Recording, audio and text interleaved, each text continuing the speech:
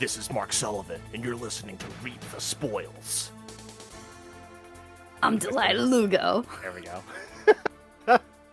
Jason Kwasnicki. Metal Gear. Hey, Jason, what are we talking about today? Spoils? We are talking about Metal Gear Solid 1. Metal Gear Solid 1. That's an old game, isn't it? It's 2024. Why are we talking about such an old game? Because we're old people now. Oh, shit. That's true. Gotta make me feel old, man. Reap the Spoils is a semi-monthly spoiler cast where we talk about a video game or video game related thing typically. And we come here and we spoil the hell out of it. We're going to talk about the story, the gameplay, pretty much everything within the game. So, if you've not played the original Metal Gear Solid for the PlayStation 1, I highly suggest that you pause this episode and go play that video game and then come back and listen to us spoil it. Because if you listen to this episode before, you're going to know everything that's coming. It's not going to be new. It's not going to be fresh for you anymore. We don't want that. Yeah. Ideally, we just want you to download the episode and listen to it. So I guess I can't really control when you do that. So, thanks for the download. Yeah. And, yeah, we won't, I don't think we need to spoil, but we'll probably talk tangentially about 2 and 3, though nothing specific. Yeah, it's going to be a little hard with such a storied franchise like Metal Gear Solid to not accidentally talk a little bit about the sequels. We're going to do our best. There's very few things that we're going to bring up, I feel, that happen past this game. And if there's anything I feel is too egregious, it'll probably be edited out or bleeped out, so we don't spoil anyone that hasn't played Metal Gear Solid 2 or onward, so as not to spoil you on those games. But if you have listened to Metal Gear Solid 2, or if you have played Metal Gear Solid 2 or Metal Gear Solid 3, we have episodes on those games. Yeah. So go listen And to those. If you one day listened. we'll spend 5 hours going through the pits that is Metal Gear Solid 4. 5 hours. Oh man. The cutscenes aren't even are longer than that. Exactly. If we tried to do that, we'd have difficulty maintaining a runtime. Tell you what, I'm looking forward to the day we inevitably talk about Metal Gear Solid 4. But we're not talking about Metal Gear Solid 4 today. We're talking about Metal Gear Solid 1, the original Metal Gear Solid. Which, by the way, was developed by Konami Computer Entertainment Japan. This was before Kojima Productions was an official arm of Konami. It was directed by Hideo Kojima, one of our favorites. This game actually it used to be one of our favorites at least. Come on, no, Jason. He still is. I was just laughing because we recently did an episode regarding the Game Awards where yeah, we had mixed feelings about him. Yes, that's true. It's like George Lucas. Like you always respect him, even when he goes off the rocker a bit. There goes our Star Wars reference. I didn't even mean to do that. Yeah. You don't have to mean to do it. It just happens every episode. It's what you do, Jason. It's just a pop. Well, with George, that was actually a weird one. It's just a pop culture reference everybody gets. That's true. Yeah, but it's funny because you do bring it up every episode, but in most episodes, in most instances, it fits, it works. Yeah. Anyway, this game is actually the third in the Metal Gear franchise because before this we got Metal Gear in 1987 and Metal Gear 2 Solid Snake in 1990. So this game is technically a sequel to Metal Gear 2 Solid Snake. And this game was released in the West on October 20th, 1998 for the original PlayStation, September 3rd in Japan, so it came out about a month and a half later here in the West. Cool. Yeah, there's your info block for the episode. Are we ready to get talking about Metal Gear Solid? Yes. Going right into the ending. All right. Yeah, just like final warning, if you haven't played Metal Gear Solid, we're going to spoil it, so go play it and then listen to us spoil it. Okay, let's talk about the ending. Let's talk about Fox Die. What a ridiculous name for a virus. That's all I really have to say about it. I've always thought it was ridiculous. Jason, Yep. It makes sense with like Foxhound, I mean, It's a lot of this comes down to Kojima's very his naming conventions for things can be very just out there and also very literal, mhm. almost to a very ridiculous extent. You know, it's fox die. It's a virus that will kill the members of Foxhound. Right. It makes sense, but it's also just it just too on the nose at times. Yeah, and other times it's way off the nose. It's like, where did you come up with that? Yeah. I mean that extends to the members of Foxhound as well. Sniper Wolf, she's a sniper. Wow. The decoy octopus, he's really good at disguising himself. Yeah. Revolver Ocelot, he uses revolvers. Ooh, it's like it's you can have really good, well-written characters, really memorable characters, but still acknowledge that they're ridiculous in a lot of ways. The names especially. Yeah. Yeah, at times at times I wonder if, because obviously just from the name of the main and the look and the the way the main character talks and behaves, he's very obviously based in 80s military action, specifically Snake Plissken from Escape from New York. Um, but sometimes you wonder, is that naming convention supposed to poke fun at the camp, or is that just Kojima? Is it him creating the camp? Yeah. Yeah.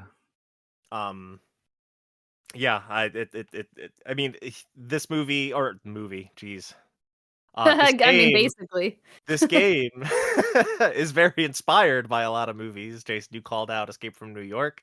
Um Kojima, I think, has gone on record that Snake's design is heavily influenced by a few different actors, one of which is Yeah, Michael Bain from Chris Terminator. Christopher Walken as well, and you can Yeah. really see that in Snake's very polygonal, but you can see it in his face, that he's kind of looking a little bit like Christopher Walken.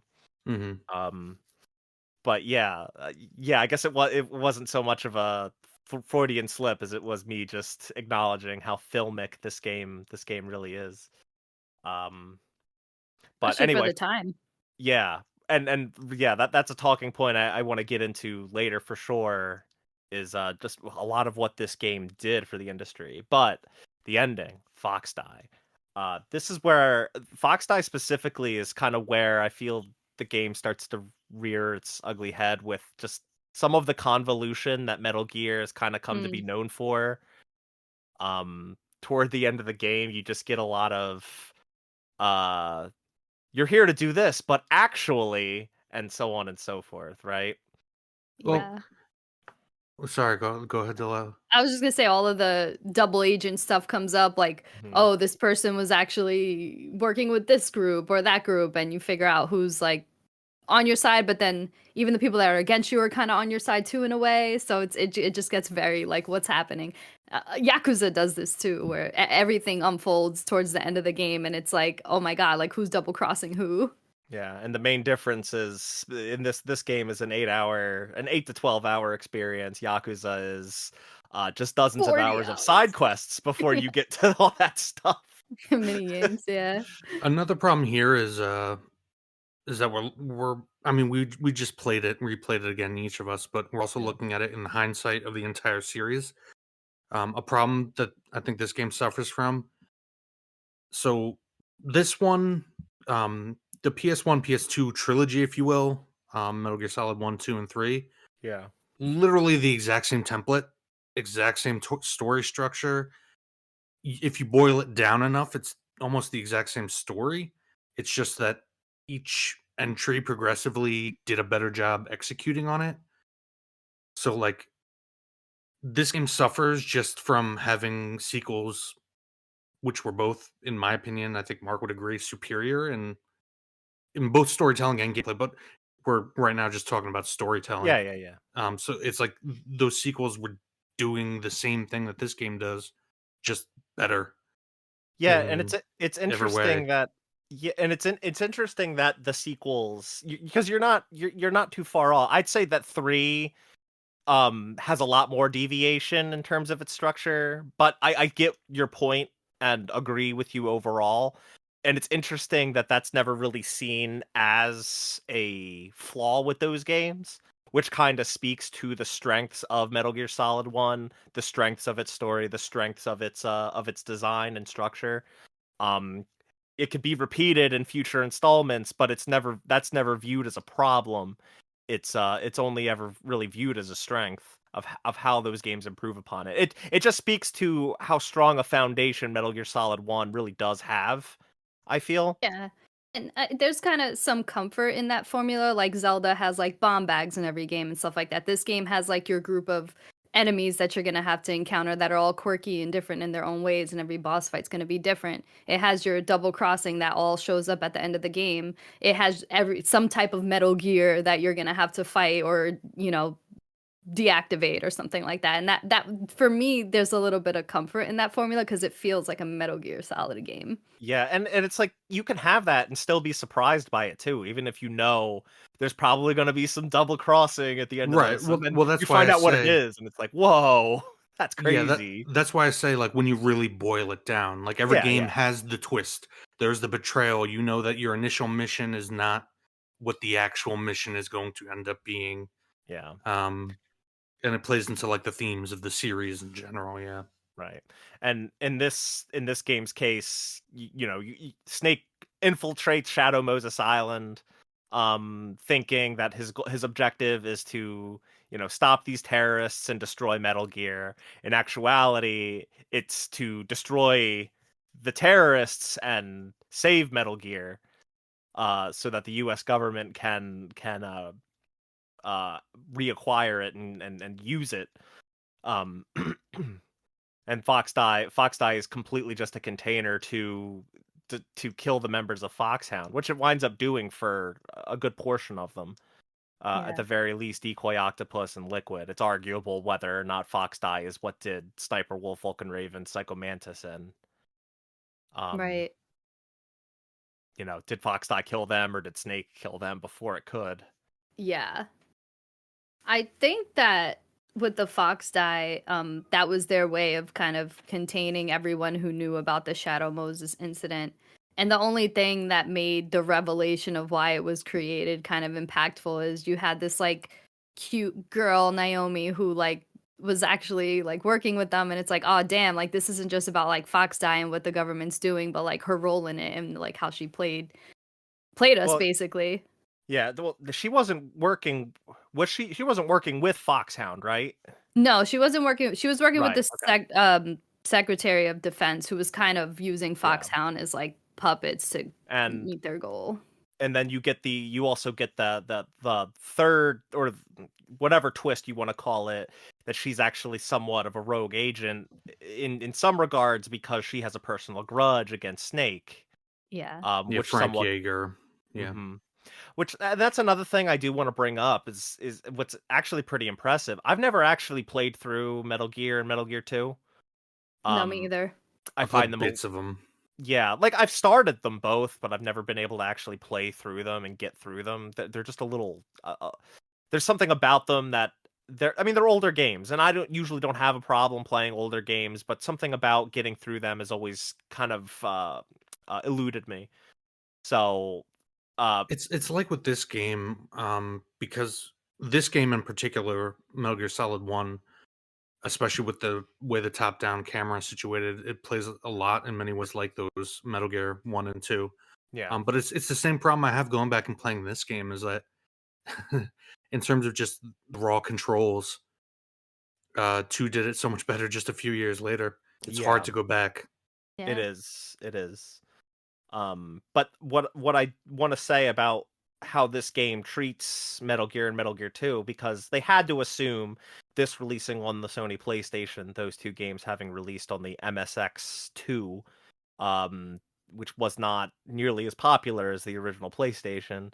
They had to assume that a lot of players going into Metal Gear Solid did not play those games, and I think it handles those plot points pretty well. They explain who Frank Yeager was well enough. They kind of explain the significance of wanting Big Boss's remains, Foxhound wanting Big Boss's remains pretty well. Mhm. and going in and catching people that haven't played those games up. I think they do a relatively decent job at that. What do you guys think? I do, but what really helped, honestly, was like supplement it was playing the Master Collection version, which I know, we're gonna talk about later, but just to like mention it, they have an entire timeline of not only how the game's timeline, but how it relates to world events and how it relates to previous games like the Metal Gear 1 and 2 games, and then eventually Metal Gear Solid 2 and 3, blah blah blah. So it Yeah. really helped me not having the context of those games understand like what happened before this. Had I not played the remastered version that came out recently, the Master Collection, I probably wouldn't have grasped it that well. But they did a good job in explaining it in like cutscenes or dialogue on the codec. Yeah, the time period too. Um, a lot of references to like not a lot, but yeah, like the collapse of the Soviet Union playing a role and they give a lot of exposition. Um, I was actually surprised how brief the when you, especially when you compare thinking later on down the line, how long exposition dumps can get in these games. Yeah. How brief they are here, and Yeah. and a lot of that comes down to it's not as important as it is in later games. Yeah. This one is about genes, not memes or scenes. Oh. Yeah, but specifically stuff like the fallout from the collapse of the Soviet Union, the state of Russia at the time that this game came out, which was a economic depression, arguably worse than that of the United States in the beginning of the 20th century or early 20th century, I should say. Yeah, they do a good job of sliding that stuff in, although some of it can get pretty, again, unnecessarily convoluted. All the acronyms they throw in there, like Oh yeah. the one for misplaced fissile materials or radioactive materials or whatever, like random shit like that. That just nobody in military circles, I know from experience, uses like these acronyms in conversations so casually like that. It's just funny to hear. And I think a lot of that does come down to just Kojima's writing and I guess wanting to sound more, I don't want to say smarter than he is because he's very smart and I don't think he's a bad writer. I just that it's just his style. A lot of it comes down to his style. Mm. With describing things and kind of interlocking these events with historical events. Also of note is that this game takes place in 2005. So at the time it was like aiming for a futuristic kind of approach to a timeline. And it's also another one of those things. You don't know if he's doing it to poke fun at older movies like Escape from New York that use a bunch of military acronyms in the beginning when Hmm. Pliskin is getting briefed by the dude from all the spaghetti westerns. I forget the actor's name. But or if he's poking fun or if he's creating the camp as you said earlier. Yeah. Delilah, you looked like you had something to say. Oh, no, no, I Oh, I okay. I disagree. I mean, going back to, how they explain the events of Metal Gear to Metal Gear Solid 1 for people like us who haven't played the original games, I do think they did a good job, and I did understand, like, why there was this connection between, Gray Fox and Snake and, Campbell and stuff like that, where a lot of those characters, I from what I gathered, were in the initial games. Yeah. What it's funny when I like you're bringing up the master collection and the resources that gives. What really helped me back in the day when I was first getting into Metal Gear, because I started playing it after 4 had come out, and they released on PS3 that like Metal Gear Solid database app. Mm, I don't know if either of you ever downloaded that, but no. Oh yeah, it's I remember it's that vaguely. yeah, Yes. it's like it was like a an encyclopedia that you could download to your PS3, and it was like Cool. an interactive encyclopedia just for Metal Gear, and it had like entry like it was It, it was like a Wikipedia thing just for Metal Gear Solid. it had a lot of those back in like the late 90s, early 2000s, didn't they? For like especially Japanese, big Japanese series. Like didn't Final Fantasy have one I too, don't if I remember know. correctly? They had like an online encyclopedia back when they were Well, this launching all this online stuff for FF11. well yeah, that's different. This was like an actual app that you would download to your PS3 from the PlayStation Store. Oh, It oh, was oh, all so right. it was like an You're talking about application you something would else. launch. No, this wasn't online at all. This was entirely downloaded, and it was just an encyclopedia you could read through. So I spent like hours just reading things in there, and that was really helpful for me understanding what happened in Metal Gear and Metal Gear 2. Yeah. What with it was what Operation Intrude and 131 or something, and Yeah, Outer Haven and Zanzibar, and that's yeah, all I. Zanzibarland was Yeah. So 2. all I really remember is Yeah, you take out Big Boss. That's it. yeah. But anyway, um, with Metal Gear Solid 1, yeah, I feel like have we talked enough about Fox Die? Is there anything else we want to talk about with Fox Die? I mean, it's funny because I'm trying to separate out everything because Foxdie comes back again later It does. in It does. arguably a bigger way than it even does in this game. Yeah. Like you mentioned, it kind of rears its ugly head in terms of the convolutedness and Yeah, and to kind of foreshadow what Jason's referring to is that the game kind of ends on a message which is essentially to live your life to the fullest. Hmm. And it's Naomi letting Snake know I have no idea when Fox Die is going to take your life, so you better start living it. And Snake yeah. drives off in a jet ski into the sunset with Meryl or Otacon on his back, depending on which ending you get. Yeah. Um, Oh, we'll which talk is about that. Yeah. yeah. Um, so it's like he has no idea when it's going to take his life, and that's kind of the message or the fate you're kind of left thinking about at the end of this game. And it's Um, very much something that permeates the series. Kind of each game kind of does that in its own way. I guess the mhm, only thing I really have to say about the Fox Die twist that kind of gets sprung on you in the final hours, where there's this genetic disease, is I feel like it's not as well implemented as similar things in the two sequels. As yeah. I mentioned earlier, it kind of feels like it comes out of nowhere.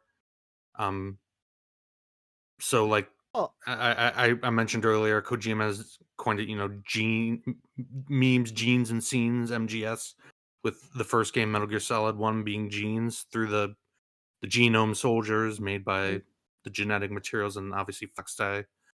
Foxdie kind of feels the most gimmicky as opposed to the later two in Sons of Liberty and Snake Eater, which feel more well cohered into the rest of the plot. I don't know, that might just be me. It's not bad by any means. It just, like you said, it kind of rears its ugly head. It feels like it kind of comes out of nowhere. Yeah. oh, I I mean, mean, there's it's not like it affects the plot throughout the game, right? It winds up it kills the DARPA chief at the beginning. And it doesn't kill the DARPA chief, it kills Decoy Octopus posing as the DARPA chief. hmm But still, and it winds up killing Kenneth Baker as well. Um, which that one's a little curious because why would it target Ken? Did we get an explanation as to why it targeted Kenneth Baker? Because the I thought DARPA chief being Decoy Octopus makes sense. It's targeting Foxhound members, but Kenneth Baker should be kind of impartial to that. like Snake gave it to him or something like that. I remember it vaguely that he Okay. may have gotten it from Snake when he was giving him the what was it, Yeah, the card, key card. yeah. I don't quite Yeah, remember how he gets it. I just don't Um, know why it would kill him, It's one thing to get it, it's another thing to be targeted by it because that's kind of Fox Die's whole thing is it it kills who it's targeting, and it's targeting Foxhound members and Snake by well, as isn't it? as well. Well, I mean, maybe they were just talking about the genome soldiers, but isn't it implied that a lot of the military have? I don't know. Again, this is one of those convoluted things. Like, Yeah, this is um, something along the lines of they anyone that was involved in that knew about the Shadow Moses incident is who they targeted, or who we came oh, to okay. find out that that's why they targeted certain people. So it might have just been all part of the cover up. Okay. I guess my point wasn't necessarily that obviously Fox Eye plays a role as you find out later on when the Yeah. twist happens throughout the entire plot. I guess that um wasn't the point. I was trying to make more the point, and again, I'm trying to be careful and vague here because I Yeah. don't want to dip into specifics of later entries.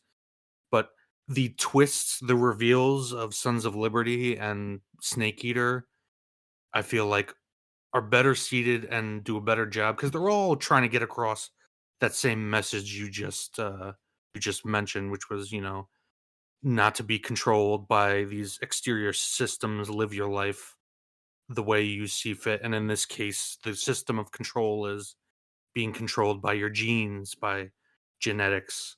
Um, and I feel like it's not as effective as future installments, twists and reveals. Mhm. Um, but yeah, I mean, it's again, I don't want to give the impression that it's bad. It's just hard. It's like it's going back again after you've had improved versions of the thing you're talking about, Yeah. and it's hard to put yourself back in those shoes of before, any of this was as big as it is now. Yeah. Definitely. Speaking of genes, let's talk about Liquid Snake. One of the products of Les Enfants Terribles. You said that good. Um, thanks. I've been practicing my French just for that. Yeah. What did you guys think about Liquid and the whole revelation of him being Snake's brother? Because I knew it didn't have as much impact this Yeah, time, I know right? it's hard to put yourself in the shoes of the first time you played this game. I know. Yeah. I guess how do you feel the reveal? Like now, even seeing it again, and but still knowing, how do you feel the reveal was? What I was it well executed? You know? I thought I was more I feel like it's more impactful the fact that Snake is a clone, period, and that he has another clone. Um More so than them being brothers, I Well, guess. didn't we already know he was a clone of Big Boss from Metal Gear 2? I don't know. I can't recall if you Uh, find that out then. This is something, yeah, this is something that I've kind of been, or I was thinking about when I was going through this playthrough is how much information it does kind of take for granted, from Metal Gear 1 and 2. Um, because as you guys said, they do a pretty good job of layering a lot of that exposition and or background info, but some of it, yeah, I don't know. I Okay. didn't play Metal Gear 2, but I would imagine that most people played Metal Gear Solid 1 and didn't know. Like I feel like that was a huge reveal moment, at least Right. looking back on it. Yeah, that kind of goes back to what I was saying earlier. Is how well did they convey information from those games in this one for new players, people new to the franchise? And I think overall they do a good job. I'm not sure if the whole clone revelation comes into play in the prior entries, but even then, the fact that there's another clone of Big Boss, Liquid, and ostensibly a brother, quote unquote, to Snake, it's somewhat of I think it was a pretty good revelation. I think what was even better was finding out that he was disguising himself as Miller and Yeah, talking yeah. to you Yeah. throughout the whole game. That He looked was like that was a Miller. huh? He looked like Miller in the codec. Like I would have Yeah. never. No, that like and how they animate that too, where he like undoes his hair and takes off the glasses Yeah, and everything. I'm like, damn, they really animated this Kodak portrait that well. That was really it cool. was. And Yeah. I still think that holds up really well today. Yeah, and not just that, but all the facial expressions in the codec, like the fact that it's just a still image with random like tweaks in the eyebrows or in the mouth, it did such a good job in conveying emotion, even though it's a codec. But yeah, I mean, they even like foreshadowed the fact that Snake is a clone because I think during the Psycho Mantis fight, he's like, "Oh, you're not like everyone. Like you're not motivated by genes and passing on your seed." And at that moment, it's like, what is he even talking about? Like he literally is like staring at Meryl's ass. Like, it's just like, are you sure? And then when you find out that he's a clone, it's like, oh, okay, that makes a lot more sense. You're not motivated by these things. You like to play Castlevania, don't you? Are you an Oh. otaku as well? Oh my god, I was gonna ask about that, but I don't know if we should wait until we talk about that fight, but I do have a question about it. Which fight? The Psycho Mantis fight. Oh, okay. Yeah, let's wait a little bit on Okay, it. we'll wait. Just because how did you guys? So just keeping with Liquid. So we talked about the few twists with him, the several twists. The whole talk about him getting the recessive genes, or no, was it? No, it Yes, was Yeah. it's him getting the recessive genes so that the perfect genes could go into Snake. Yeah. and wasn't it revealed that he actually got the dominant genes and He Snake got got the the Yeah, he got the dominant genes, and then you find out later that Solidus is actually the one that has the perfect genes. So like Whoa, whoa, he's whoa, act- whoa, Oh, whoa! well, sorry, I thought this was a spoiler cast, my bad. That's two. I'm confused. You're talking about Sons of Liberty. How No, I how don't. is it that I'm the No, one no, no. defending against? Hold on. I think we find out in this game, don't we? No, and when Ocelot has the little spiel at the end, right? He's like Yeah. he's working for the president, Solidus Snake. Yeah, doesn't he bring up that or someone brings up that he has that Snake actually has the recessive genes? Yeah. I don't know. This game brings up genes and talks about them in a way that I don't feel really All right, makes sense. sorry, Delilah. I was because I know Mark doesn't like the spoilers. I didn't know if we were getting into Sons of Liberty territory. No, no, because this Jason's game like, I mentions didn't it, do it. right? Yay, I didn't do it. Because now I'm Sorry, wondering, I'm like, oh my god, did I go ahead of myself? Because I remember him mentioning it. Like that was the last few lines of dialogue. Like same like Metal Gear Solid 3, where there's the lines of dialogue. Yeah, Yeah, from there's yeah. Ocelot. always an Ocelot Yeah. call at the end. Yeah, that's what I meant in earlier on. Like there's literally the same formula Well, 3 times there's over. always Yes. there's always a Yeah. call at the end. It's not necessarily Ocelot every time, but No. there is always like a hidden like a post credits discussion or a phone call that happens where they're like, sequel bait, ba-bum. Dun Yes. dun dun But dun. Not music from they this one. did Music. mention Yeah. Yeah. Solidus during that scene, right? Am I I bugging? you might Well, be right, and I'm just being an idiot. they don't mention Solidus. They do mention that there's a third. Oh no, they do call him Solidus, don't they? I think they do, Um, yeah. they mention that there's a third and that they don't know about it, and I think they do call him Solidus. And then you find out that Ocelot was talking to the U.S. president, who we don't know who that is at the time of this game, so don't say. Um, but yeah, we do find that out. I'm pretty sure in this game that there's the revelation that Liquid was wrong. He had the genes mixed up, and again, I think this game talks about genes in just such a pseudosciency, bizarre way. Yeah. Yeah. And Liquid is so Ultimately, hung up on which genes he has, and it's like, does it really matter, Liquid? It's not the genes that you're born with; it's what you do with them that matters. yeah. When you say pseudoscience, I think it's just more because Kojima's trying to be philosophical about it, like how war being built into our evolutionary processes. I don't think he's really concerned with how actual genetics work. Yeah, yeah. And also, obviously, within I think right before the credits, Metal Gear Solid is always, or Metal Gear has always been, it's a video game series about war that's actually really anti-war. Obviously, all the games are stealth games. The idea is not to engage in combat; it's to avoid it. Right. Um, and they end with that's kind of somber note about, at the time, 1998, how many nuclear warheads existed in the world, and Mm. uh how any efforts to get rid of them haven't really been working. And I think even today it's a powerful message. Yeah. And that um they still exist. mhm. No way to get rid of them. Yeah, and that's something that's kind of permeated through the series still, or at least as long as games have been coming out in the series. Yeah. Which there haven't been many in recent years. Um, but okay. Is there anything else to unpack with the ending? Oh, I guess the fact that Meryl and Otacon, like, I guess the two different endings that you can get. I assume we all got the Meryl ending. Yeah. I could not be bothered. This is one of my That's I don't know great. if you wanna talk about it later, that sequence that Oh, determines we which can talk ending. about it now. We can talk about it right now.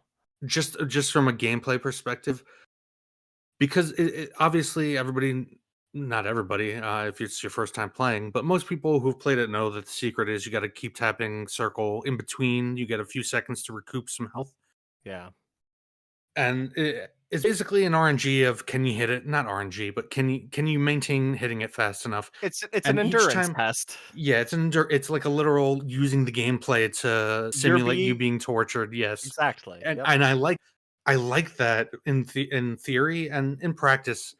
It's just personally, every time I replay this game, if I miss the first time, I'll never get it. So I just go through and do I don't even bother trying again. That's fair. Just Yeah. just Eh, because I can't be bothered to my maintain thumb tapping was it over and killing over. me. I'm like, damn, games at this time were so obsessed with button mashing, And if and and if you it want to hurts. reload, you got to go all the way back to before you even hit the cutscenes. Yeah. That's Yeah, which if you why didn't save, then oof. No, no, no, no, no. You can't save because you get taken out by Sniper Wolf, and then you go through a couple of yeah. cutscenes, and one of them is unskippable. Yeah, You can only save up to that initial Sniper Wolf area. Yeah, yeah. That's why back in the day turbo controllers were such a hot ticket item. Oh, You could yeah. buy a turbo controller, turn the turbo on, and just hold that button down and it'll mash it for you. yeah. Um I don't hold it. I want to be clear. I don't hold it against the game as like a bad thing. It's just something that pisses me off every there's time I go back to play it. there's aspects about the game that are a product of its time, and It's Yes, that's definitely one of them. doing that definitely accelerated my carpal tunnel. Potential carpal tunnel, future carpal I mean, tunnel. I'll say, like, did you guys all both play on normal difficulty or? Yeah. yeah. Okay. Yeah, I played on normal, and it was brutal on normal. I can't imagine what hard or extreme are like. Yeah, no thanks. I know when I played through Metal Gear Solid 2 on extreme, and there's a section very similar. I guess that's something of a spoiler, but there's a torture sequence in almost every Metal Gear game or Metal Gear Yes. Solid game. So sorry for spoiling that for Anywhere where you. Well, Ocelot is. yeah, we said it at the beginning. Like it's the same template. Like Yeah. So, yeah, that I don't like those sections either, and I don't blame you for not feel like feeling like dealing with it, Jason. Not at all. It's mostly just because whenever I mess up that first try, it's always both bars on the fourth attempt, both bars hit empty at the same time. And it's super Yeah. fucking frustrating to know that I was like literally one press off, Yeah. and then Yeah. I can just never get it after that first try. Yeah. I hadn't even saved before the Sniper Wolf section, so I would have had to go even further back. So I was there sweating, much bashing that button, I bashing wa- that button. I wound up having to do it twice because when I got thrown into jail, I guess I waited too long to call Otacon and tell him to come bail me out. Mm, And the guard wound up coming around and being like, "All right, Ocelot wants to see you again," and I'm like, "Fuck!" damn. So I had to do it twice. Shit. But yeah, Otacon arguably gives you the better reward at the end. Because if Meryl escapes with you and you get the good ending, you get the infinite bandana. If Yeah. Otacon escapes with you, you get the stealth camo for future playthroughs, which the stealth camo I feel is much more useful because Yeah. the game gives you so much ammo. It's like you rarely ever run out. And to be completely honest, I kind of like the version with Otacon better. Like I like Meryl dying better. I Mm, feel like it fits the thematic elements better. yeah, Whereas like getting Meryl out is more the classic movie trope of Yes. how the movie would end. yeah. But that if you get the good ending is that they technically both survive. It's just that you only see Meryl Yeah, survive true. because she escapes with you. But obviously, Otacon is with you with the very beginning of Metal Gear Solid 2. You know that they both survive. Sorry for And we spoiling that too. and we also would have been bereft of one of the greatest romances ever in video game history later on down the line. Um, I don't know which one you're talking about. I I'm think talking I about know. 4. I'm talking about 4. Yeah, yeah, okay. but also the absolute bromance of Snake and Otacon can't be Yeah, ignored. Are like. you an otaku too? Okay, let's talk about Otacon now. I think that's important because he's a bro, man. He's like this. He's like your geeky sidekick. That's just like always helping you out. And they kind of like butt heads a couple times through this game, and they have no idea the kind of bros they're gonna become in the future. What'd you guys Yeah. think of Otacon? I mean, as a Japanese anime lover, it definitely resonated. I mean, I always wanted to create some kind of Gundam too, if I had the So skills. so was this game just like one of your Japanese animes, Delilah? Basically, I mean, he takes the glasses and he pushes them in, and then there's a little shine there and stuff like that. It's like he's always one line away from being ready to say, all according to Keikaku. Yeah. Um, Delilah, are you an otaku too? Jesus Christ. I've actually went to Otakon, the anime convention that his name is based off of, and there was this cosplay of like the codec of like Otakon and Snake talking together. It was Oh, really that's cool. awesome. That's Yeah. so cool. Yeah, that I one day that would be cool to cosplay Otacon at Otacon. Yeah. Should do that sometime. Right. Yeah, I mean, I feel like there's not a ton to say about Otacon. It's not like he has a ton of character growth in this game. It's just this is his Yeah. introduction. He I feel like he grows as a character quite a bit. Quickly. Even yeah, even though he's not, he doesn't have a ton, of on-screen progression, I guess. But he goes from this very scared, just like and lab engineer to going around and helping Snake, sneaking around in stealth camo, ostensibly doing what Snake does throughout the entire game, but on his own terms and kind of assisting you through a lot. I mean, there's a lot of things, a lot of pickles Snake wouldn't have made his way out of if it weren't for Otacon. Yeah.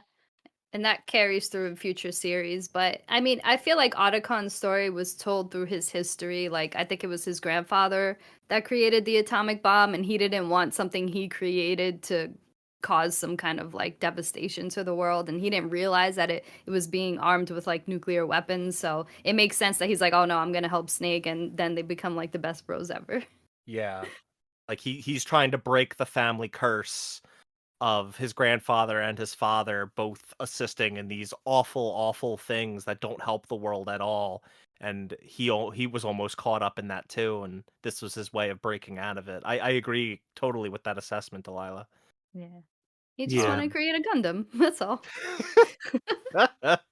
I will say if I had to critique it at all, the way the pseudo romance with Sniper Wolf is kind of Oh.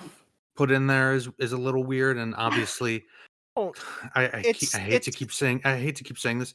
It's just done so much better in Sons of Liberty yeah, without yeah, I going know. into specifics. It's It's the same character thing. It's just different person. I wouldn't call it a I don't know if I'd call it a pseudo romance. Like it's Stockholm syndrome. They even call it out, and he kind of falls for one of his captors. I think it's kind of goofy for him to bring it up as, do you think love can bloom on the Yeah, battlefield? That's yeah, why I'm laughing. It's not really like Otacon is on the battlefield necessarily, I right. Yeah. think that's a good parallel for him and for Snake and Meryl. Yes, Um yes. Meryl and Otacon obviously going through the same kind of green around the gills, yeah, learning the Mhm. realities of war. Yeah. yeah. Um I guess we can talk about Meryl a bit. Like how did you guys feel about her character overall? It's so funny because around this time, a lot of media had this obsession with like a strong woman who wasn't like other girls and like didn't wear makeup and did all this stuff and was like wanted to be like a soldier or badass or do like male specific things. And it Mhm. was almost like people, some women at the time use that as like a trophy, like, oh, I'm different, I'm a different girl, which kind of made her annoying. But from thinking about it from the time this game was made, that was kind of like a vibe. It was something that people like women were working towards. Whereas now it's like, okay, people just do things. It doesn't matter whether you have a vagina or not, you know. Did I you don't know. oh, go ahead. I was just gonna say it's sometimes so hard to separate from Marilyn 4. Especially because you don't see her again until 4.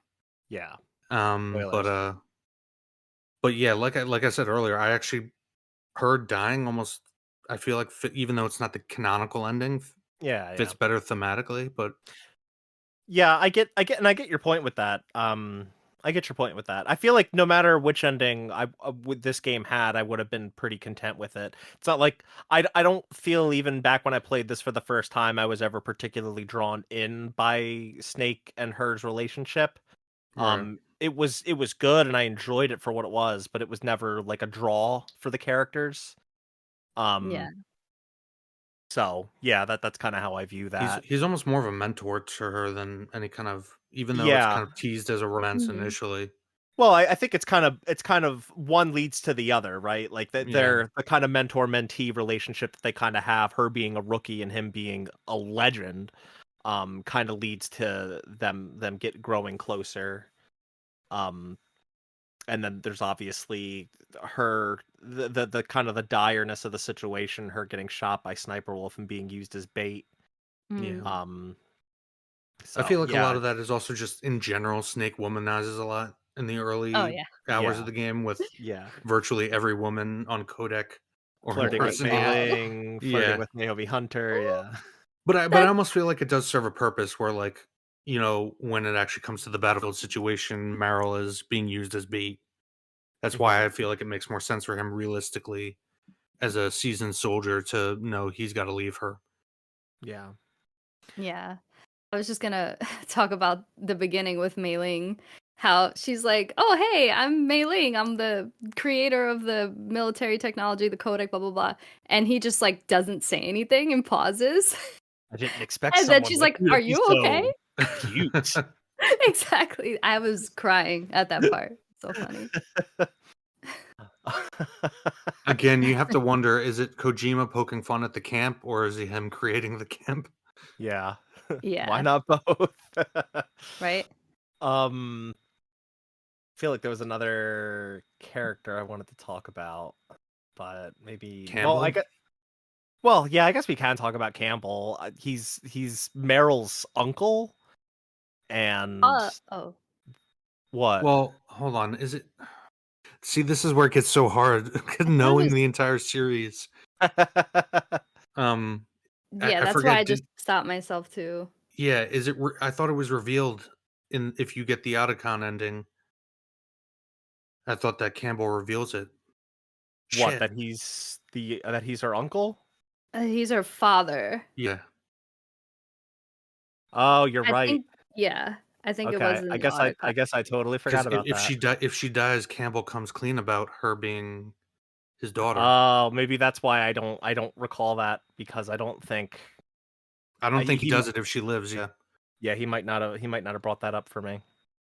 I was worried that that wasn't brought up in this game for a second.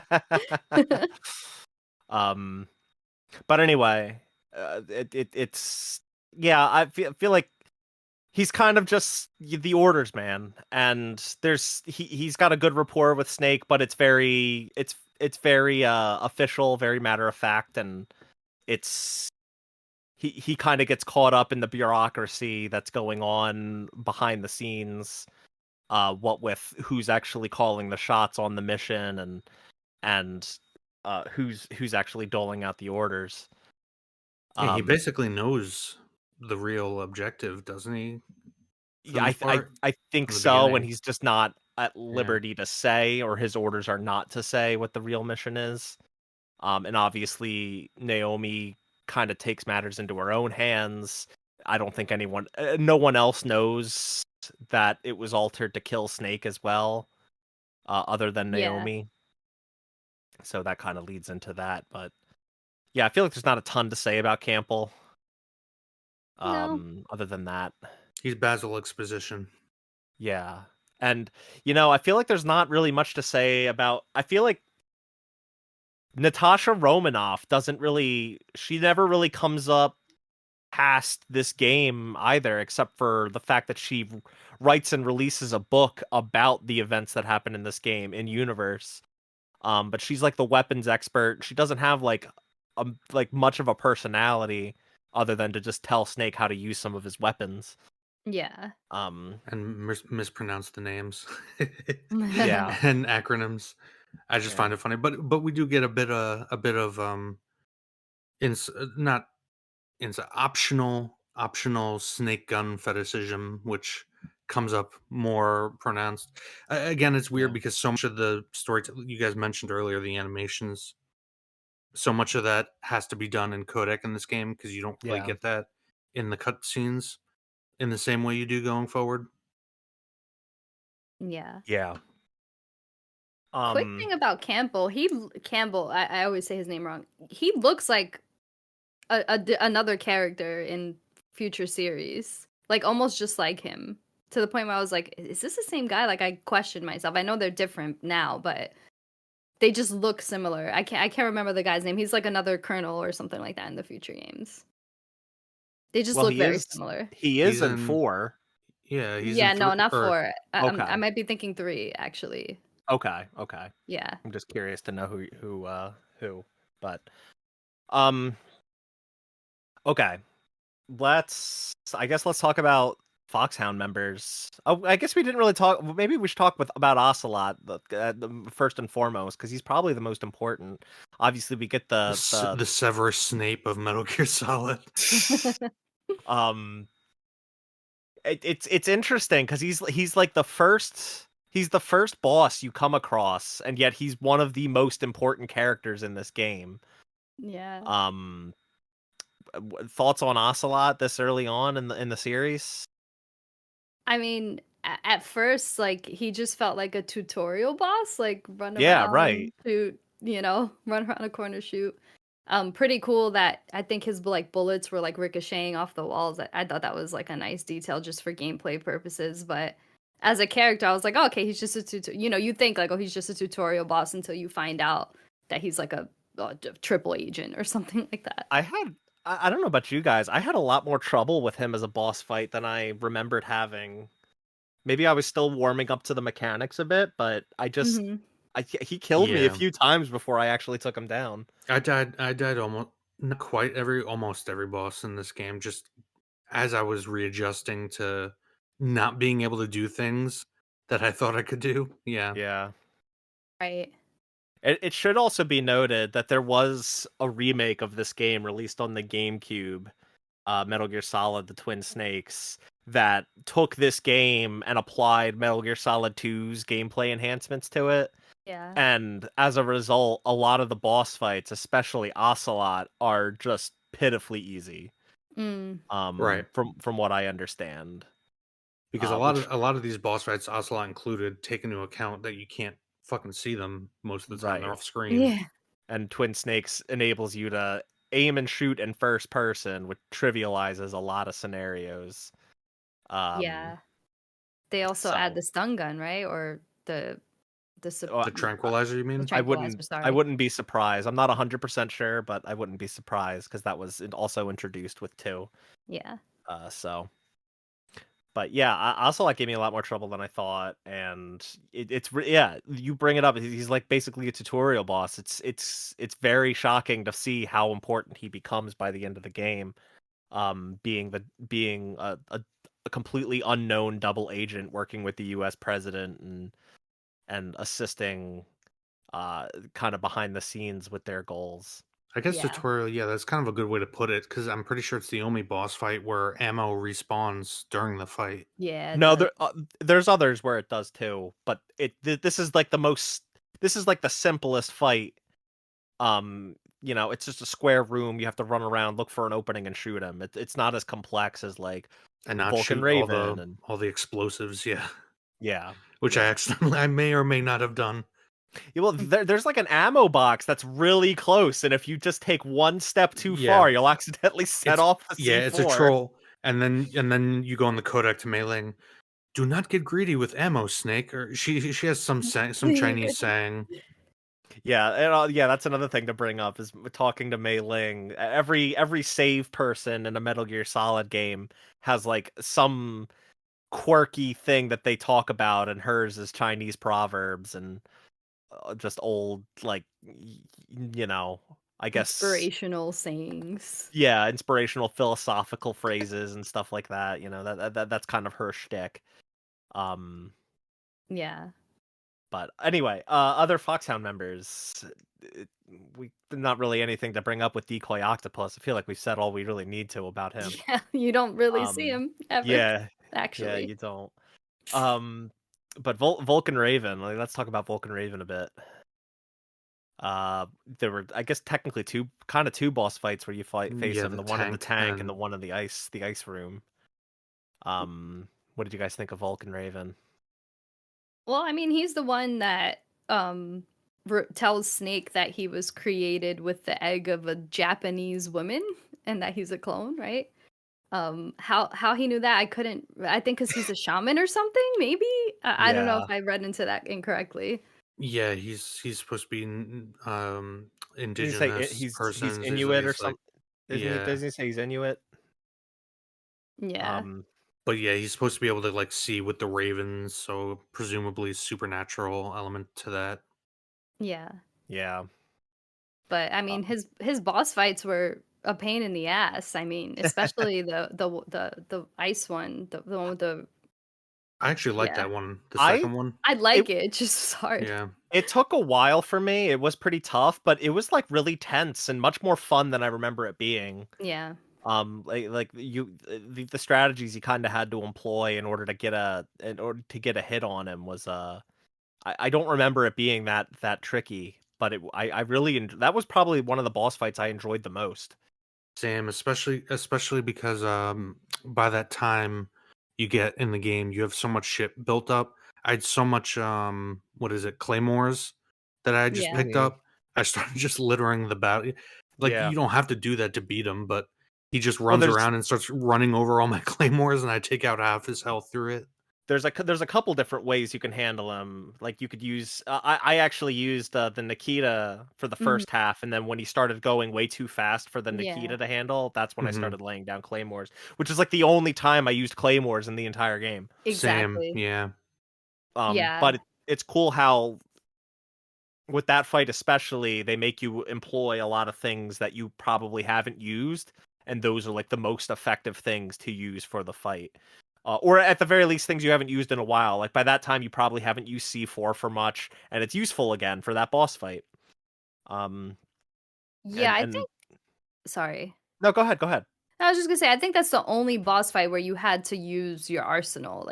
Yeah, Like other bosses, you just had to use like one or two items, it's also the only boss fight where you have to use first person, technically.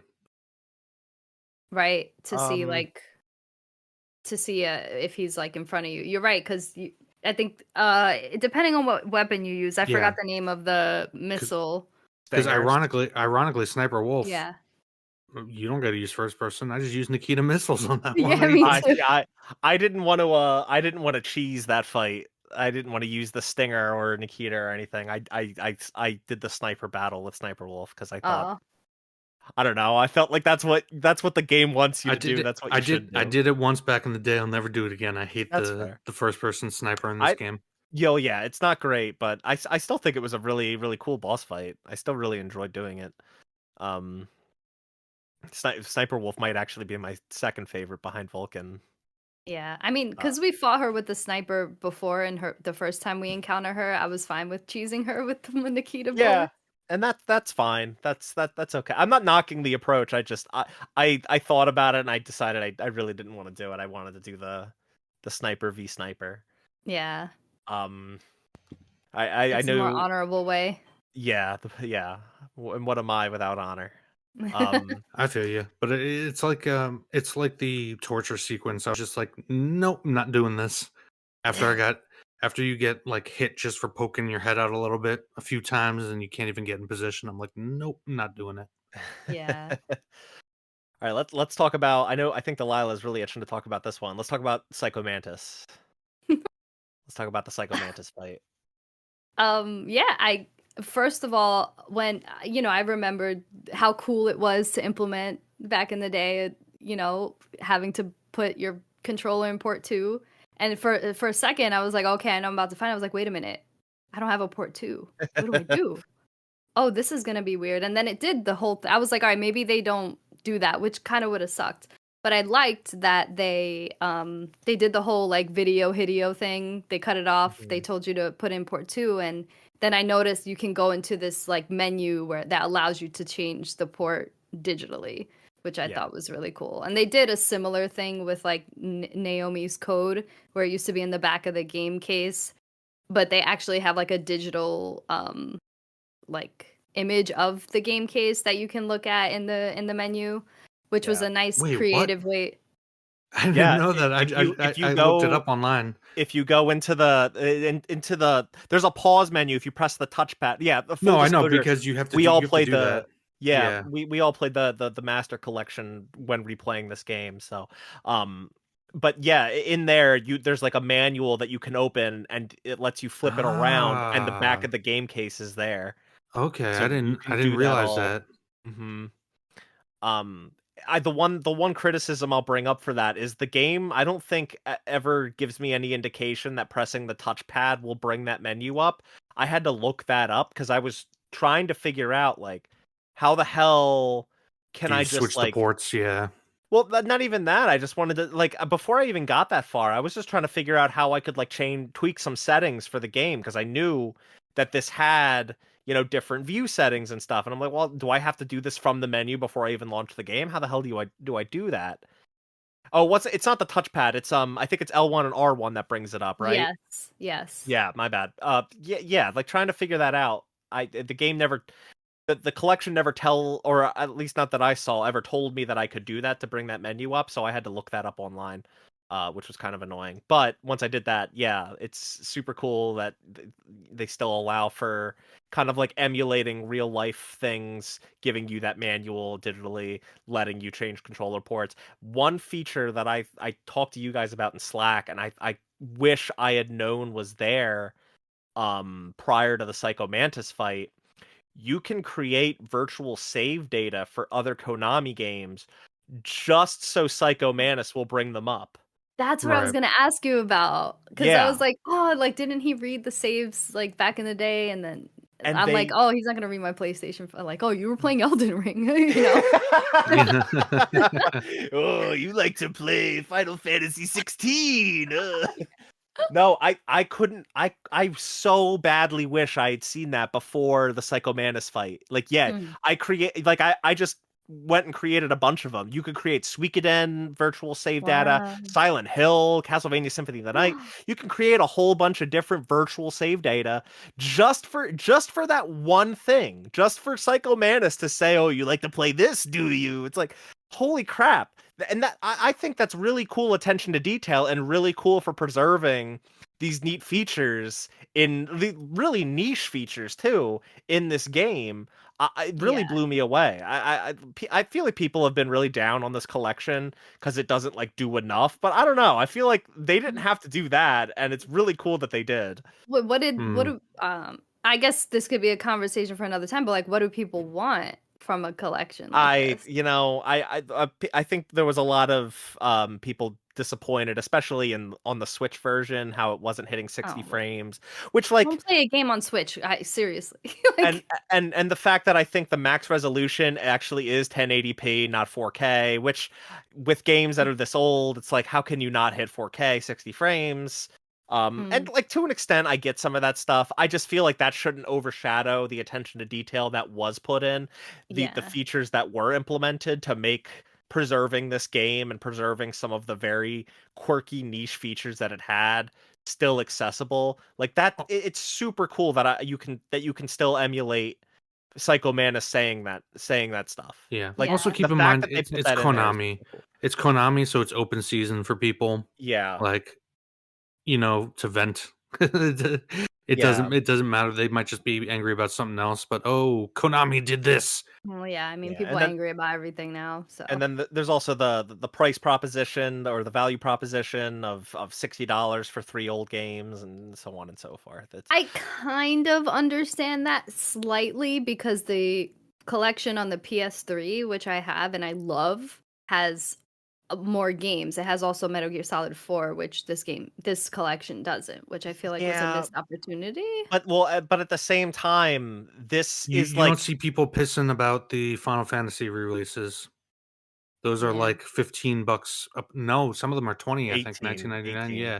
18 Yeah. at the top, yeah. Individually for each game, yeah. So Which honestly, like I have pros and cons to say about that. Not this isn't the place for it, but yeah, Yeah.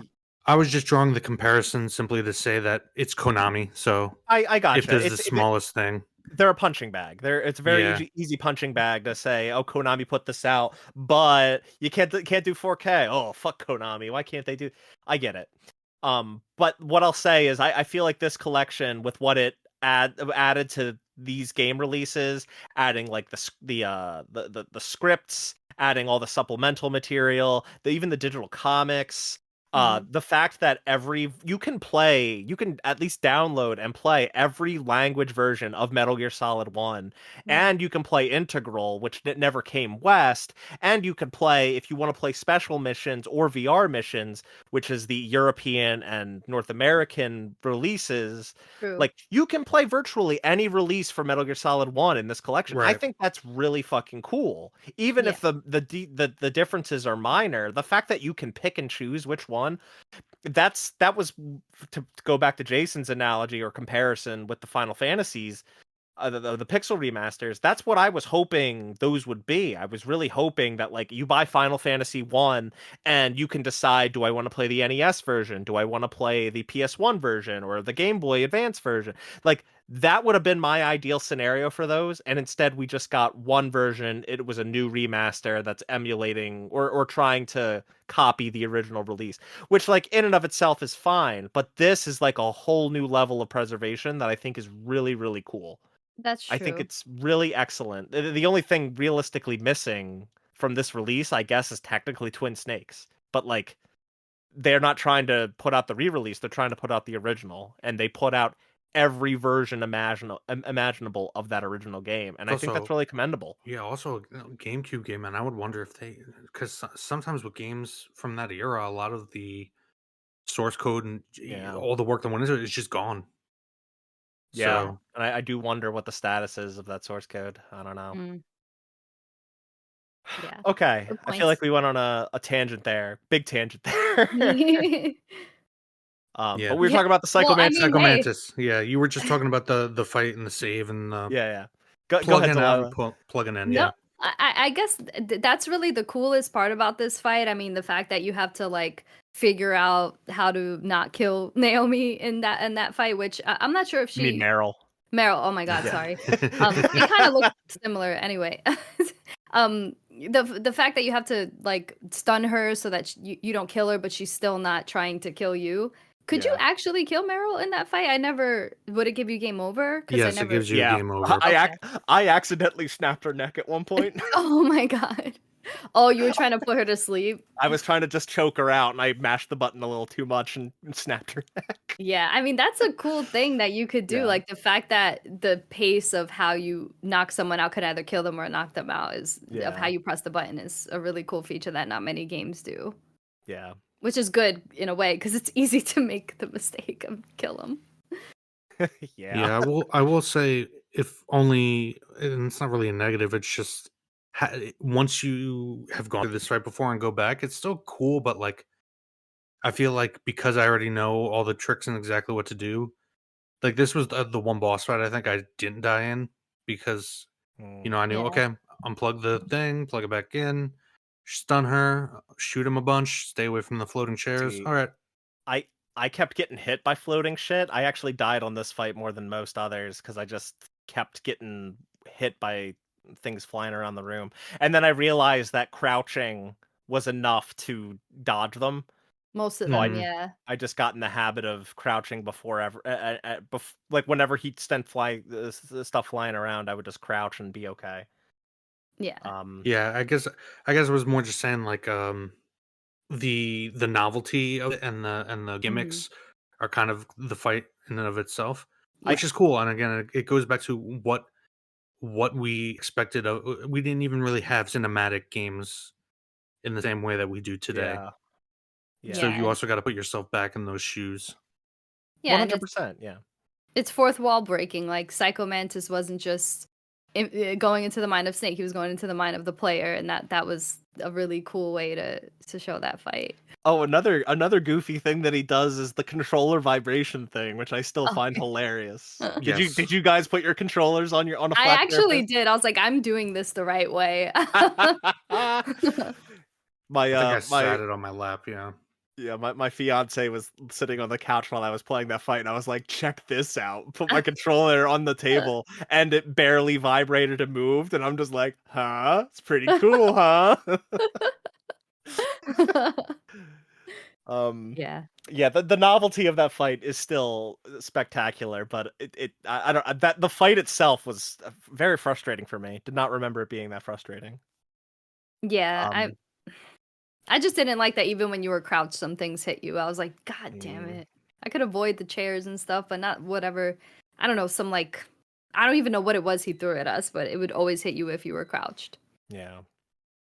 I guess one more character we didn't talk much about was Frank Yeager, was Gray Fox, and that was a boss fight that was also really really cool and different. I guess it's almost disappointing that Liquid kind of does the same thing at the end, where you have to fight, hand to hand combat, and Liquid's even more of a dumbed down version of that. What did you guys think of the Gray Fox fight?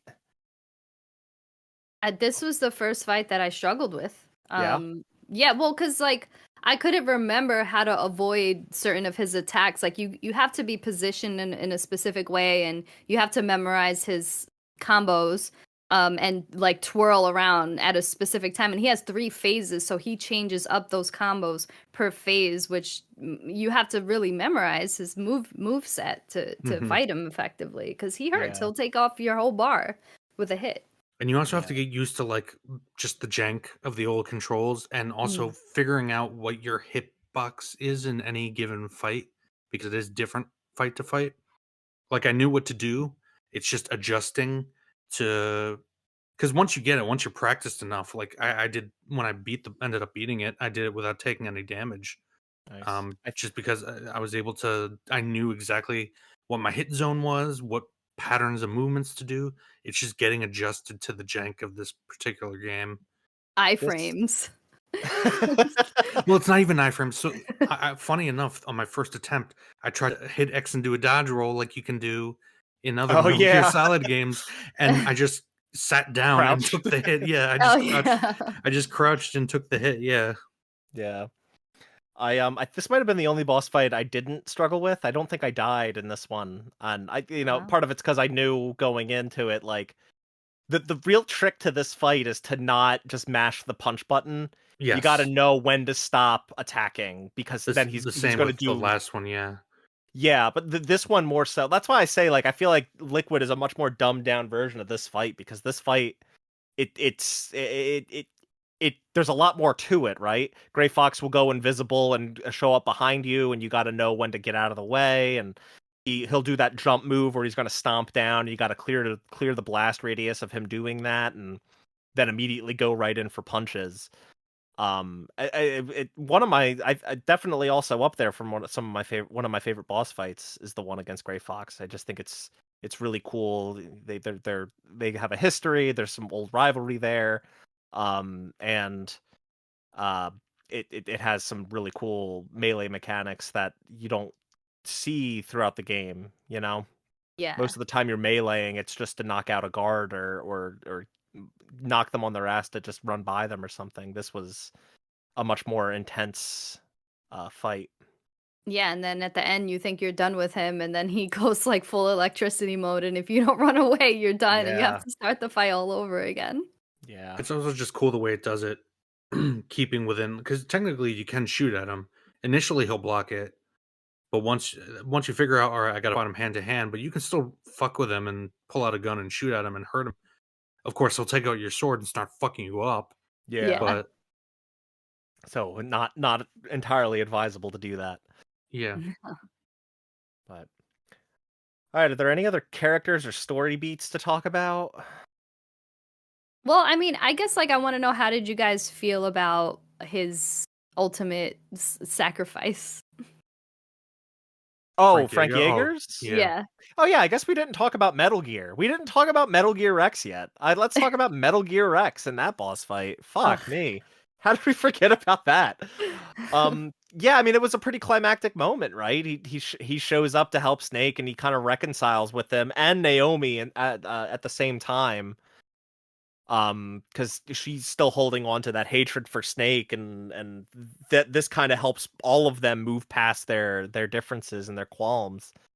And also like it's a nice touch cutting away from the cutscene to actually put Snake, you know, combining cinematic and gameplay to have you with the Stinger missile launcher looking at them and needing to pull the trigger, but if you try to, Snake's like, I can't do it. Yeah. Yeah.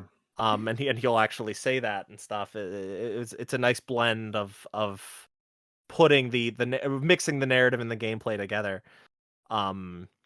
Yeah, I mean, solid sacrifice, and it moves on to the second phase of the Rex fight.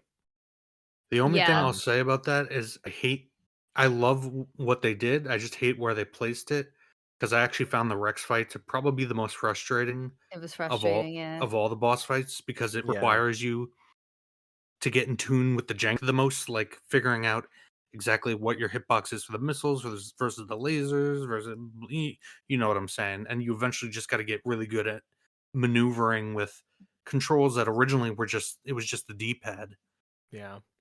I mean, really, I just found it frustrating because I kept switching between chaff grenades and Stinger, and I hmm just had to get into the flow of swapping between You those got to know two. the exact moment. You got to pull out the stinger.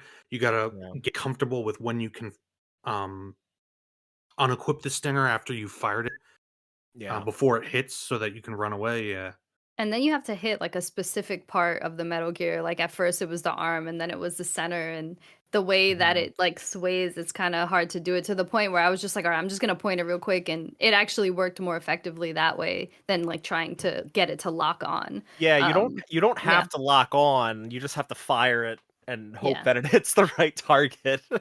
exactly. um, which there's some nuance and added frustration onto that too. But Yeah. And uh, I died quite a bit in this fight. So at a certain point, I wish that I could pull that trigger yeah. as As fucked did up I. as it is. As did I. That's why I mentioned that the placement specifically midway through the fight of that little cutscene, and it's unskippable. So the amount of times I died, I had to go through that so much. yeah, Yeah. yeah. Yeah, is there any other story beats you guys want to talk about? I think we've covered most of it. No, I mean, there's like plot wise, it's this one is because it's so short, it's so straightforward. It's like go in, find the chief, he dies, uh, get Ocelot, get Meryl, get to the compound. There really isn't that much in terms of plot. There's just a lot of in between conversations, particularly on Codec. Yeah. Yeah. Like Um, not that much actually happens when you think about it in terms of your progression through Shadow Moses. I Go- I really like Sniper Wolf a lot. Her character. I felt like we talked about the fight a bit, but I didn't mention a bit about her character, like how she was like born into battle and she was kind of like willing to die and stuff like that. And the reason why I like her is because she likes dogs, and this like ties into gameplay, right? And like I wanted like her and Otacon to like be a thing. I wasn't sure if he was like simping, whatever. When when I was going into Are the you an cave, otaku, Delilah? like God damn it. yes, when I was going into the cave, I was so frustrated with the wolves because they were so ravenous. Yeah. And I killed them. And then I get to the damn puppy, and I was like, it gave me a heart, and I was like, oh no, I just killed this little puppy's family. I reloaded my save and did it again so that I avoided the wolves. I took all the damage I could because I wanted to get all of the items in the caves. I couldn't see shit. I didn't know Yeah. where to crawl. There were like two different crawl spaces, and it took me forever to find it. And even when I found it and I had to go back because I died or something, I still couldn't find it. And so I made sure that all of the wolves were alive for the puppy. And then I realized I wasn't just doing this for the puppy, but I was doing this for Sniper Wolf because I thought that her cutscene of all of the death scenes, I felt like hers was the most impactful, and I couldn't really tell you why, but I think it had to do with the dogs. Hmm. Because like then you get like her handkerchief. I think that was like before she died. You get her handkerchief from Otacon, I think, and Yeah. you're able to Yeah. like avoid getting like the dogs won't attack you then, so then you could go through the caves freely. And I was like, oh, like she loves dogs, like that's cool. And I yeah, th- I like her character. I think I don't think I've ever been able to pull this off. I'm pretty sure there's a way to get one of the wolves to pee on your cardboard box so it'll mark you with its scent and you I don't wouldn't be and surprised. if you equip the box they won't attack you. I've Yes. never been able to do it. So you can't do it when you first get into the cave. You have to Oh, get to the part where you meet up with Meryl and the puppy. Then okay. you can punch Meryl, go into your box real quick before she gets off the floor. And if you get into your box quick enough, she'll have the dog pee on the box. And then you can Got use it. that to travel through. But it's much easier to do with the handkerchief once you get it. But it does help in Yeah. between before you get the handkerchief. Okay. Yeah. Okay. That makes much more sense. Which is so cool. It's like this is the most random thing. Who would think to do that? Yeah, I mean there's a lot of cool small details and Easter eggs in this game. And it's also cool because if you go into the menu, if you go looking through the like the master collection book that they include digitally in the game, like there's a whole section that just outlines every secret. Oh god, yes, I was gonna Which mention that. there's a ton of them. And the one that I feel like everyone kind of knows about when you go to find Meryl, but right before Psycho Mantis, and she runs to the bathroom. If you get into the bathroom within 5 seconds of her going in, the cutscene will play out with her in her underwear instead of Yeah, her I got fully that dressed. Mhm. cutscene. Yeah, think that's one of the more popular, well-known ones. Um, but yeah, there's a ton of secret, and I've always known about the dog peeing on the box thing. I just never actually knew how to pull it off. Um, Yeah. and I had the Um, same problem that you did, Delilah. I could not find that hole. I had to look up a rudimentary map of the caves just so I knew where I had to crawl because I kept crawling into the wrong space. yeah, and I And have I an was like, OLED TV, so the blacks are even more black. yeah, I have the same problem. Mhm. This is like the most first world problems bullshit that we've ever brought up on this show. I have an OLED TV, so the blacks were so black I couldn't see it. Well, Yeah. you guys had the night vision goggles about that. I was using the I did, NVGs and in those. Yeah. I still couldn't fucking see the hole. I don't know why. Yeah. Yeah. But yeah, the Sniper Wolf also just as an arena was really pretty.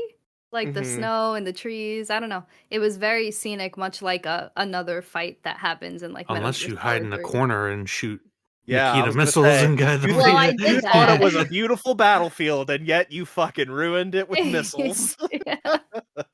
But like even when she dies, like the snow's falling on her. I don't know. I thought it was well Yeah. done, even though it wasn't a character that you like really learned too much about. Within this, you only learned about her during the fight and after the fight. I mean, you Thought get they did a that good job. scene. You get that scene in when you're getting tortured, where like Ocelot brings up like, oh, when she once she picks a target, she thinks about nothing else. Like she Yeah. becomes hyper. And he even says he's like some have even said that she's fallen in love with her targets before she kills them and Mhm. something like that. You do learn a little bit more about her. She is probably one of the more.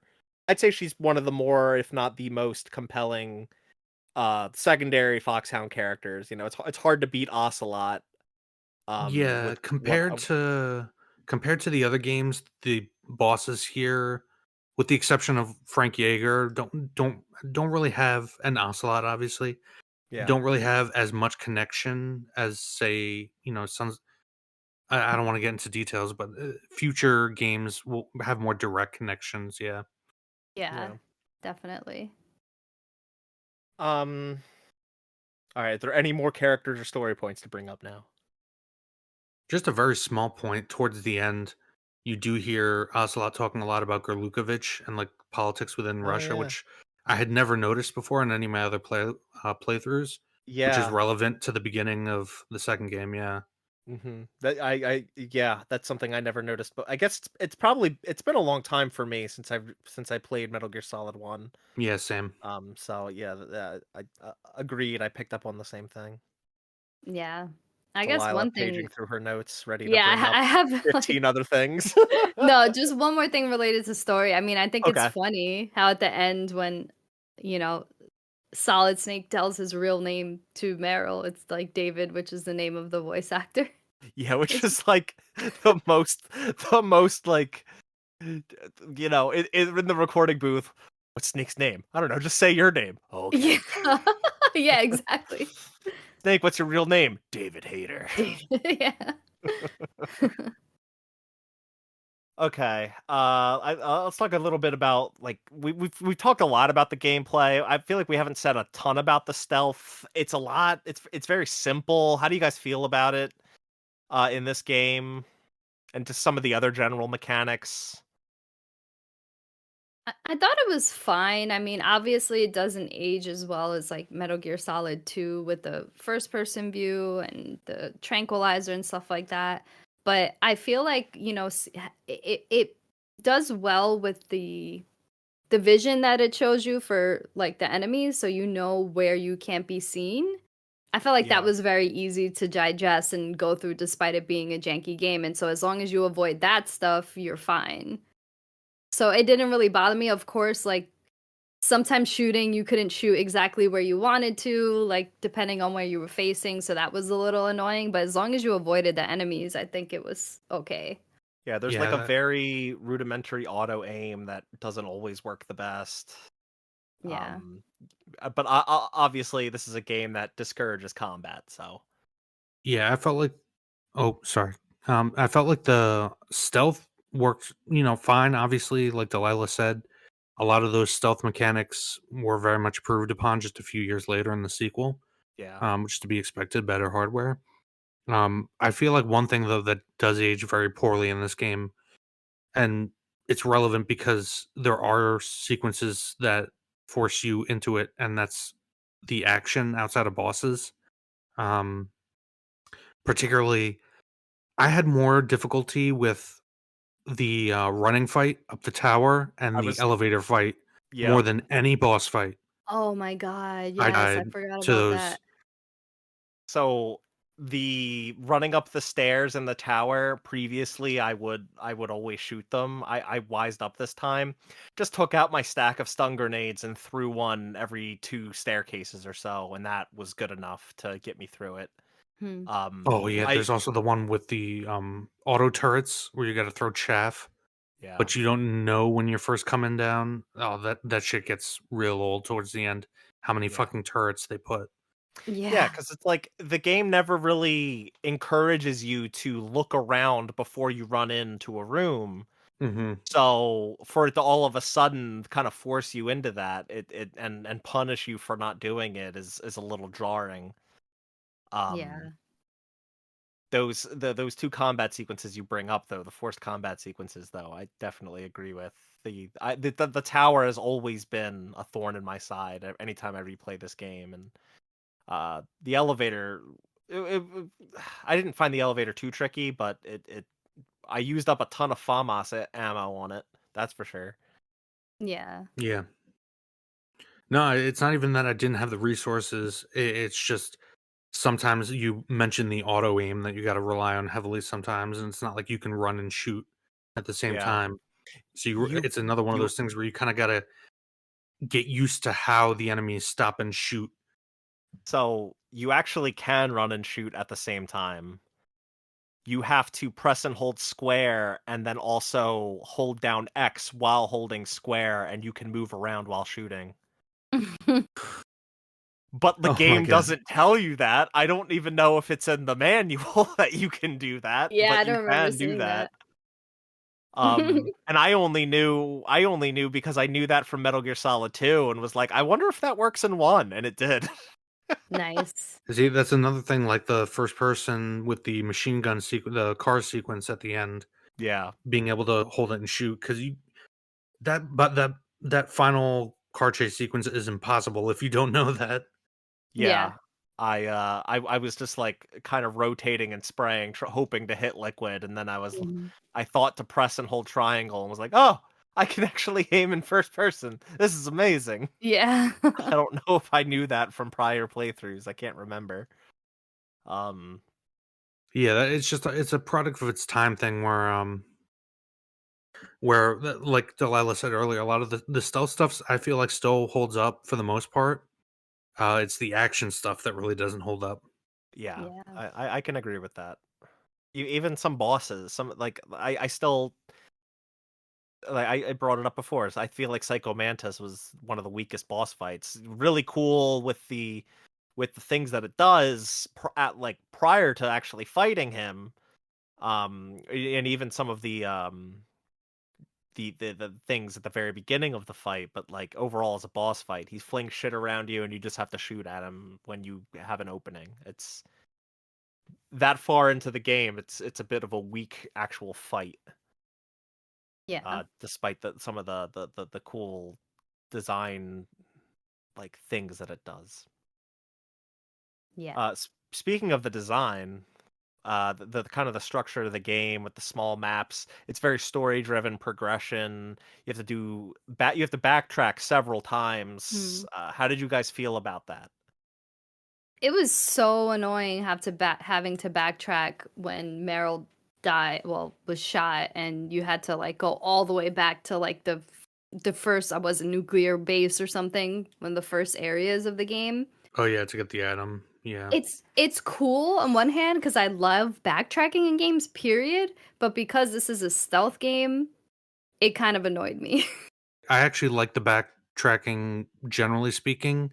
I love that old style game design where small areas so you come to memorize the layout and you think in your head later on when you get a key card, hey, there was a place back there, and then you go in there and you find a weapon and there's a lot of items you can just skip right over.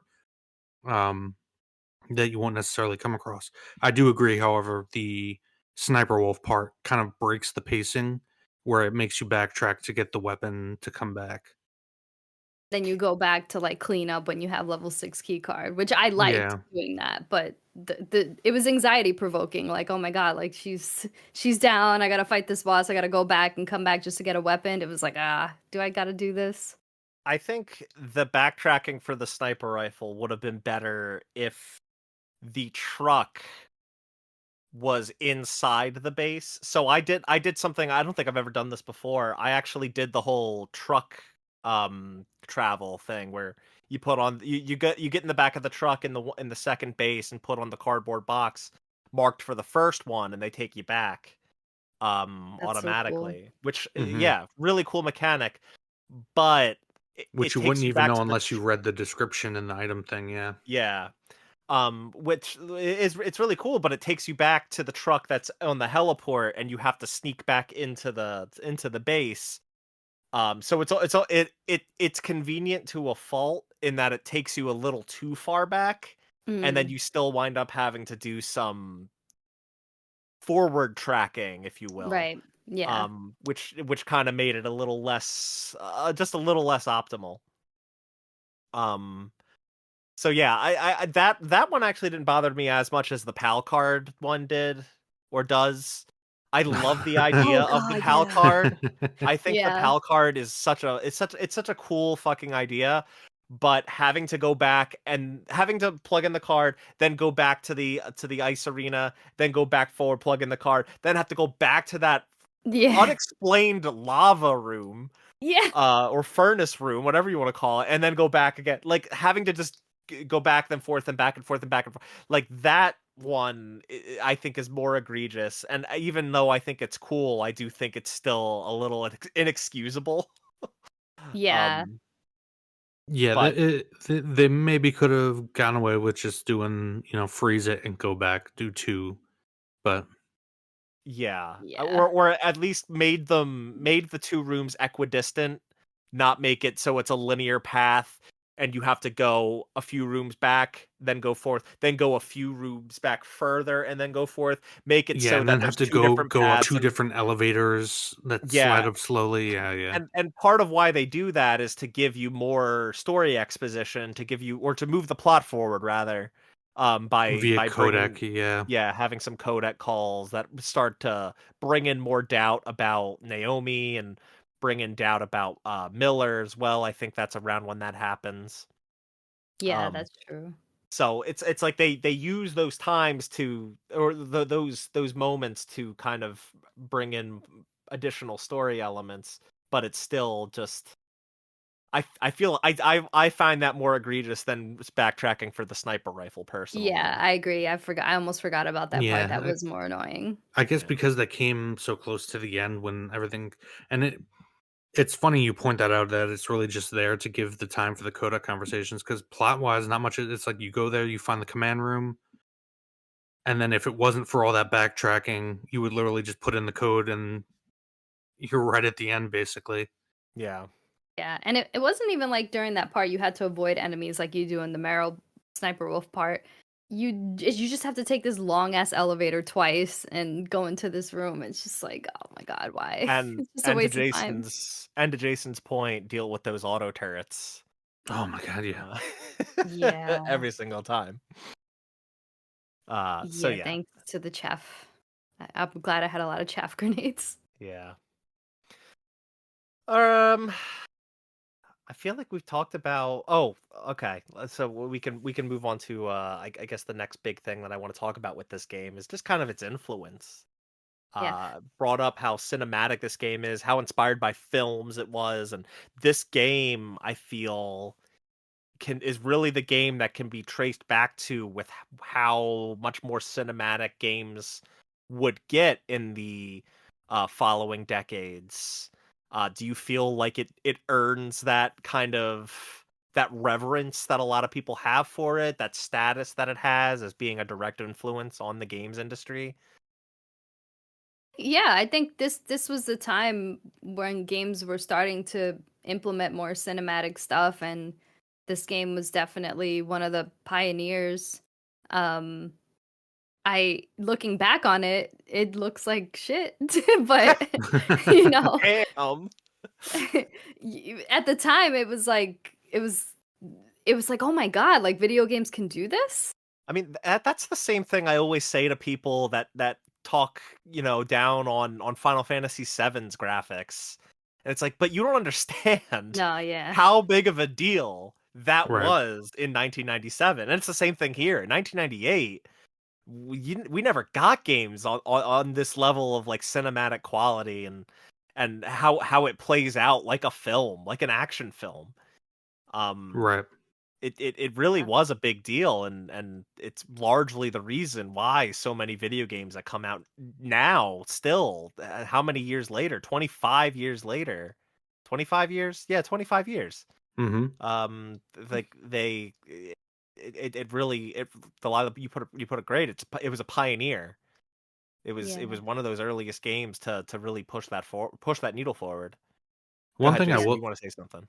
all I was gonna say was I think, one thing that's nice, not just this game, but going back to Metal Gear Solid 1 through 3, generally speaking, even though they as cutscenes became, they could make them better quality, you got more and more of them.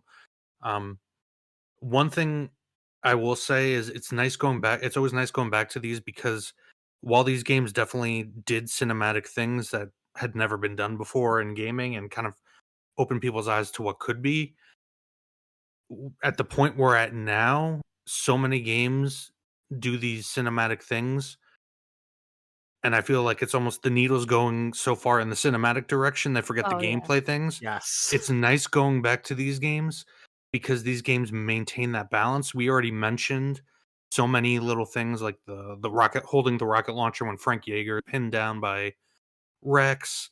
So many different bits that are conveyed via in-game stuff. Sometimes things you wouldn't even realize. Delilah, you mentioned the handkerchief with the dogs and Sniper Wolf. Yeah. Um, and there's a ton of stuff with the Metal Gear games and this one, other things. Um, it's nice going back to that where it's not purely cinematic. There's still a lot of game in that, and it's like the perfect blend. And I feel like that's what this series ultimately was so good at was doing that blend, taking the cinematic influences, but making sure there's still a lot of game there too, which is Yeah. something I feel like not all, but some, not even so, a good deal of developers I feel like are starting to lose sight of in 2023, 2024. I overall do agree. I feel like this is you very subtly trying to take a jab at Alan Wake 2. No, no, no, no, no, no, no, no. I know. I'm just giving you grief. Um, Go listen to our Alan Wake 2 episode if you want to kind of hear what I'm talking about. But no, I agree with you, Jason. I feel like if you're a seasoned Reap the Spoils listener, you've been listening to us talk about these games and as they've come out and some older games for like 4 years now. Almost 5 years actually. Jesus Christ, guys. Time. Yeah. But anyway, and I feel like all of our tastes have kind of evolved and changed in some, and I feel like a lot of cinematic like action or narrative driven games have kind of fallen out of favor with at the very least me. I'm starting to like them a lot less, and you can kind of hear that in listening to a lot of our episodes as the show has gone on. And Jason, your point is extremely apt. That yeah, it's this game. It's almost a it almost it kind of boosted the industry, but also cursed the industry to like Yes, I specifically said yeah this trilogy 1, 2, and 3, leaving out excluding 4, because you could also argue that this series contributed to that problem. So much focus on things like, creating cutscenes with Hollywood level voice acting and scripts and yeah. such. Yeah. And to break, to just break out of Metal Gear Solid 1 just briefly, like to talk about, I guess, foreshadow a future conversation I'd love to have about 4 is that I think 4 does go a little too far into that one direction, but I also feel like there's a lot of really good stuff in 4 that leans into what you're talking about, that leans Mhm. into having plenty of game and like really gamey shit even in the cinematic stuff. But also still having a little too much of the cinematic stuff. Which Metal Gear as a whole has always been criticized for, but also but especially in 4. It's For funny because, yeah, you're right. The series has always been criticized and made fun of for, the exposition dumps, the long codec conversations, the long cutscenes. But I guess the point I was originally making is you compare that with most AAA games that are coming out, no, today, yeah. and it's like it's funny that people made fun of that back in the day. Yeah. I definitely like that we had this game to inspire, because cinematic games for a bit were very good and innovative and like really awe-inspiring. Now they're oversaturated. A lot of games feel the need to be cinematic, and so it's becoming a bit dull, especially with PlayStation first party studios where they're all starting to feel the same. Whereas, I think now, especially in the past 2 years, people are looking for more gamified things because it's just too much and we're just tired of it. We want the gameplay to be a part of the focus now, and that balance really isn't there for a lot of games. It's either gameplay or cinematic, and not many games find that balance like Metal Gear Solid 1 had. I agree. Yeah. I concur. Mhm. All right, I feel like that's all we really have to talk about. Is there anything else you guys want to bring up or Like my little notes of random things that go I ahead? like Yeah. to We've this new entered little Delilah's corner that corner. my little corner that I've created for myself. Um Kojima predicting the future like he does in a lot of his games. There was a conversation I think between Snake and Mei Ling. He was like hitting on her, and then it turns into a philosophical conversation about memories, and she says it's only a matter of time before digital tech can do it, which is like a lot of conversation about like artificial intelligence. I mean, it Oh. happened back then too, but now it's like exacerbated, right? Yeah, Um, I mean, there's never been a more AI driven conversation than the past year. yeah, It, it's it, exactly. it has now reached a point where it's a little scary for a lot of people. Yeah. So yeah, I totally take that point. Yeah, which was cool. Just like I said, this master book that they had in the master collection, I sat for hours on like a weekend just sitting down reading everything about Metal Gear Solid 1 because I didn't want to fall into the territory where I spoil other games by accident, which I may have done by accident already. So I'm sorry. If But anything, they were minor ones. I don't think I'm gonna have to cut anything out. I yeah, don't blame you. I could have easily been the one that I've done it in the past, and You have especially done with it in the Metal, past. especially with Metal Gear. With Metal Gear, it all starts once you play the entire series. It all starts yeah, to run together. Look, this game came out in 1998. It's kind of hard to avoid the now like decades of history that this series has. yeah, It's a bit tough. So, exactly. But yeah, it was cool. Just like you can listen to the soundtrack of the game, which is awesome. It's just like different versions of the same kind of song, which a lot of games back in the day did. Like I know Shadow of the Colossus did that and stuff like that, where they added different tones of the same song to like different moments of the game, whether it be a boss fight or a stealth sequence or action sequence, blah blah blah. So that was a really cool like vibe that I had. And there were some Easter eggs that I didn't know about that I wouldn't have known if it wasn't for reading this encyclopedia of Easter eggs that I thought was really cool that I wanted to make mention of. Such as in the beginning of the game, if you stay still, Campbell will actually call you and give you advice on what to do, which I thought was really cool. Ma- Mailing, I actually saw this one. If she gives you a do not save option, if you keep calling her without saving, she's like, Snake, stop calling me for no reason. And then she just do not save. They lecture you about smoking cigarettes if you call them while smoking, which is such a cool freaking detail because you could just pull out the cigarette, call them, and they'll make a comment about it. Oh god, the Um, cigarettes. if I can It's. interject, yes. can we talk about how he snuck his I was about to. cigarettes in? Yes, I was. I've played this game so many times, and I completely forgot that. Yeah, he basically eats his Yeah. cigarettes. And Oh, you suppressed my stomach acid, so I smuggled my smokes in my stomach. Like the what the fuck? the funniest part So about that is it random. does have a gameplay application too. Yeah, it does. Practically everything you get in this game has like a couple different applications, which is so cool. Yeah. And or even ones that only have one application, it's something that you would never guess, like the cigarettes letting you see the invisible lasers. It's like, man, it's such a cool attention to detail. It's not just like a quirky thing that Snake's like, I can't do a job without my smokes. It's like Yeah, he really can't do a job without his smokes.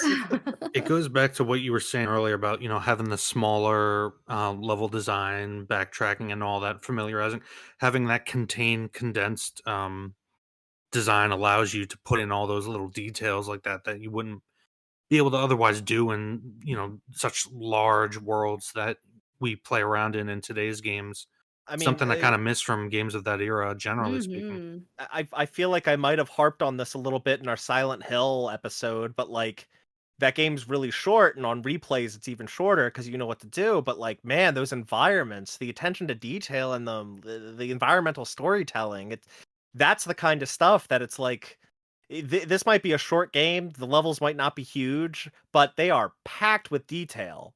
And it's the Yeah. same thing with Metal Gear Solid. Maybe not like environmental detail, but just like mechanical detail. The things Mhm. you can do in the world. And the uses that some of your items have. It's just so layered. Yeah, Yeah, it's very much a absolutely. product of that era. I'm thinking going even all the way to like Resident Evil 4, like which was a linear game with a lot of different environments, but still they were small enough where repeat playthroughs, had a lot of value in that way. Yeah, Yeah, and then you definitely. can like discover things. I mean, I've played this game before, played it again, and I didn't even know half of these things that were in it until I read this master book, which was really neat. Yeah. Um, I had no idea all these years that there were ghost photo collectibles. I Oh didn't know yeah. what to use the camera for, and when I found out that that's what it was for, I was like, "Damn, that's so cool." Yeah. And the last thing, which I thought was really, really awesome, is that apparently I didn't know what medicine was for. I was like, oh, I should save this. Maybe I'm going to need it at some point. But apparently, you can catch a cold from a guard who Meryl steals the uniform from. And if you don't kill or knock him out, Snake will then get sick, start sneezing, which will attract the guards until you consume the medicine. I love It's that Yeah. shit. genius. I love it. Yeah. I'm just like, that is so cool. I actually forgot that I picked up the medicine. And As did I. like I in other future Metal Gear titles, like you can there's it's the same, it's a similar thing. Like there's a way you can catch a cold and the medicine will get rid of it. I didn't know until I picked up the medicine that this game had something similar, but I had Yeah. no idea how you would catch the cold. I didn't know you could catch it from Johnny, Yeah. which is the sick guard. Yes. That's really interesting. Yeah. How And did you I don't. guys I don't want to escape? say anything. You mentioned Johnny's name. It's just I'm Yeah, trying I not to know. say I anything. Yeah. know. How did you guys escape from the prison cell? Because there's a couple different ways I think you can do it. I did the ketchup. Okay. Couldn't. I remembered that the ketchup did something, but I couldn't remember how to do it. So I just ended up hiding under the bed and making him come in, and Okay. then beating the shit out of him. Oh. Yeah. Yeah, because yeah, yeah. I think there might be a third way. I just don't remember it. But yeah, those are the two that I know of: hiding under the bed when he's not looking, or calling Otacon. He'll bring ketchup for you to eat, as if that's Is gonna sustain you. Yeah, isn't there something to do with the body in the corner? Because like, is it Decoy Octopus's body that's in the corner of the cell Yeah. with you? Well, no, it's the actual DARPA chiefs. Oh, it's yeah, okay. Yeah, that's kind of how you start to suspect that the DARPA chief wasn't actually the DARPA chief, because Snake makes a comment about the body, like, "Oh, he just died. This can't be his body. This is already rotting." Um, Mm-hmm. and that's because he had died like a week prior, and they go into Decoy Octopus's whole thing. He's like, he even takes the blood of who he's trying to disguise so that he could fully become them or something. So they drained the DARPA chief's entire body, and Decoy Octopus injected himself with all of his blood. Gotta love Kojima. Yes. um but also I love how the ketchup makes note that it's an Italian condiment. I don't know that that's true. I don't know that ketchup has Italian roots. Maybe they assume every tomato is Italian. Hold on. Yeah. Well, yeah, that's probably like the assumption that they were making, but I'm actually curious. What is the origin of ketchup? Does All it I does know it is that Italians, where I'm from, fucking hate ketchup. It's used as a Wow. derogatory term for bad marinara sauce. True. um yeah, I'm not I don't think it has roots in Italy, so Oh, that's okay. that's quite a reach you're making there, Kojima. Just because it's tomatoes doesn't mean it's Italians make Italian. pizza and pasta. They must. Yes, tomatoes, the famous thing that Italians invented, That's great. and therefore everything that stems from tomatoes. Didn't you know the Italians invented salsa? That's Um, great.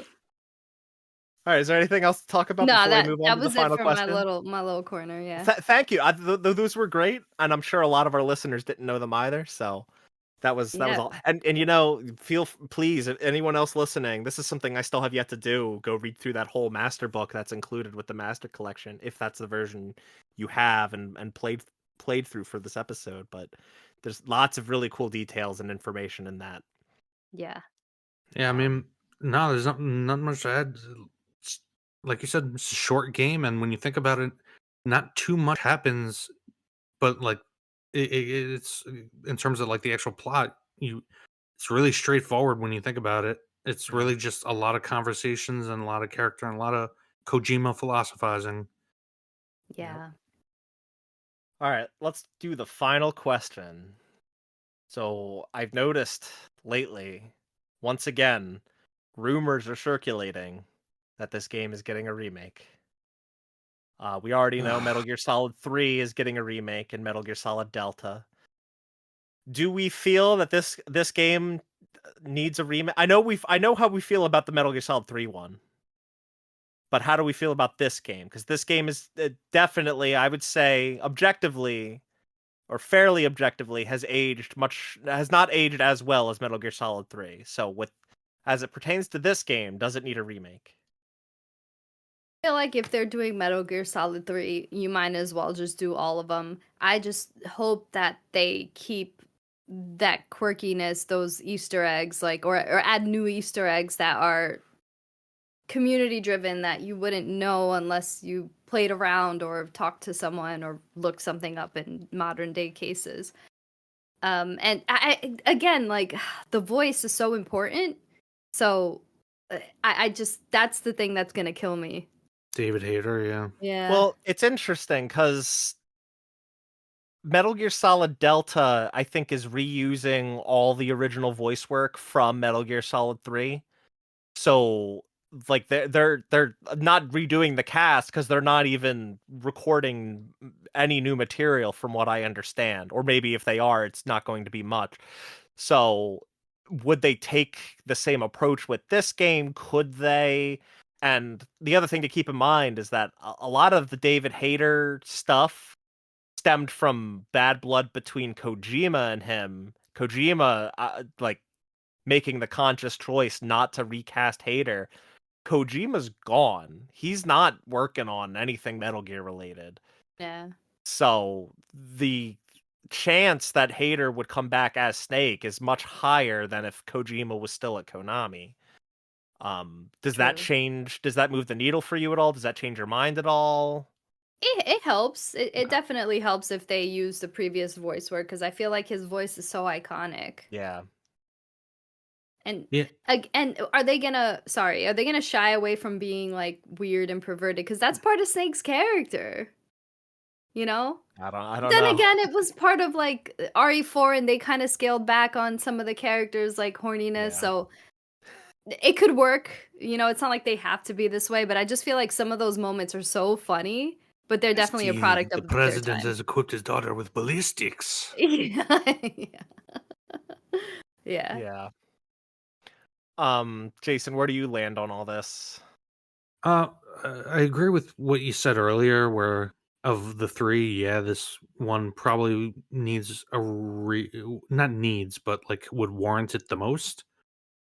However, we were just talking about how the smaller scale allowed so much more detail, and not just in terms of the environments, but the mechanics and whatnot.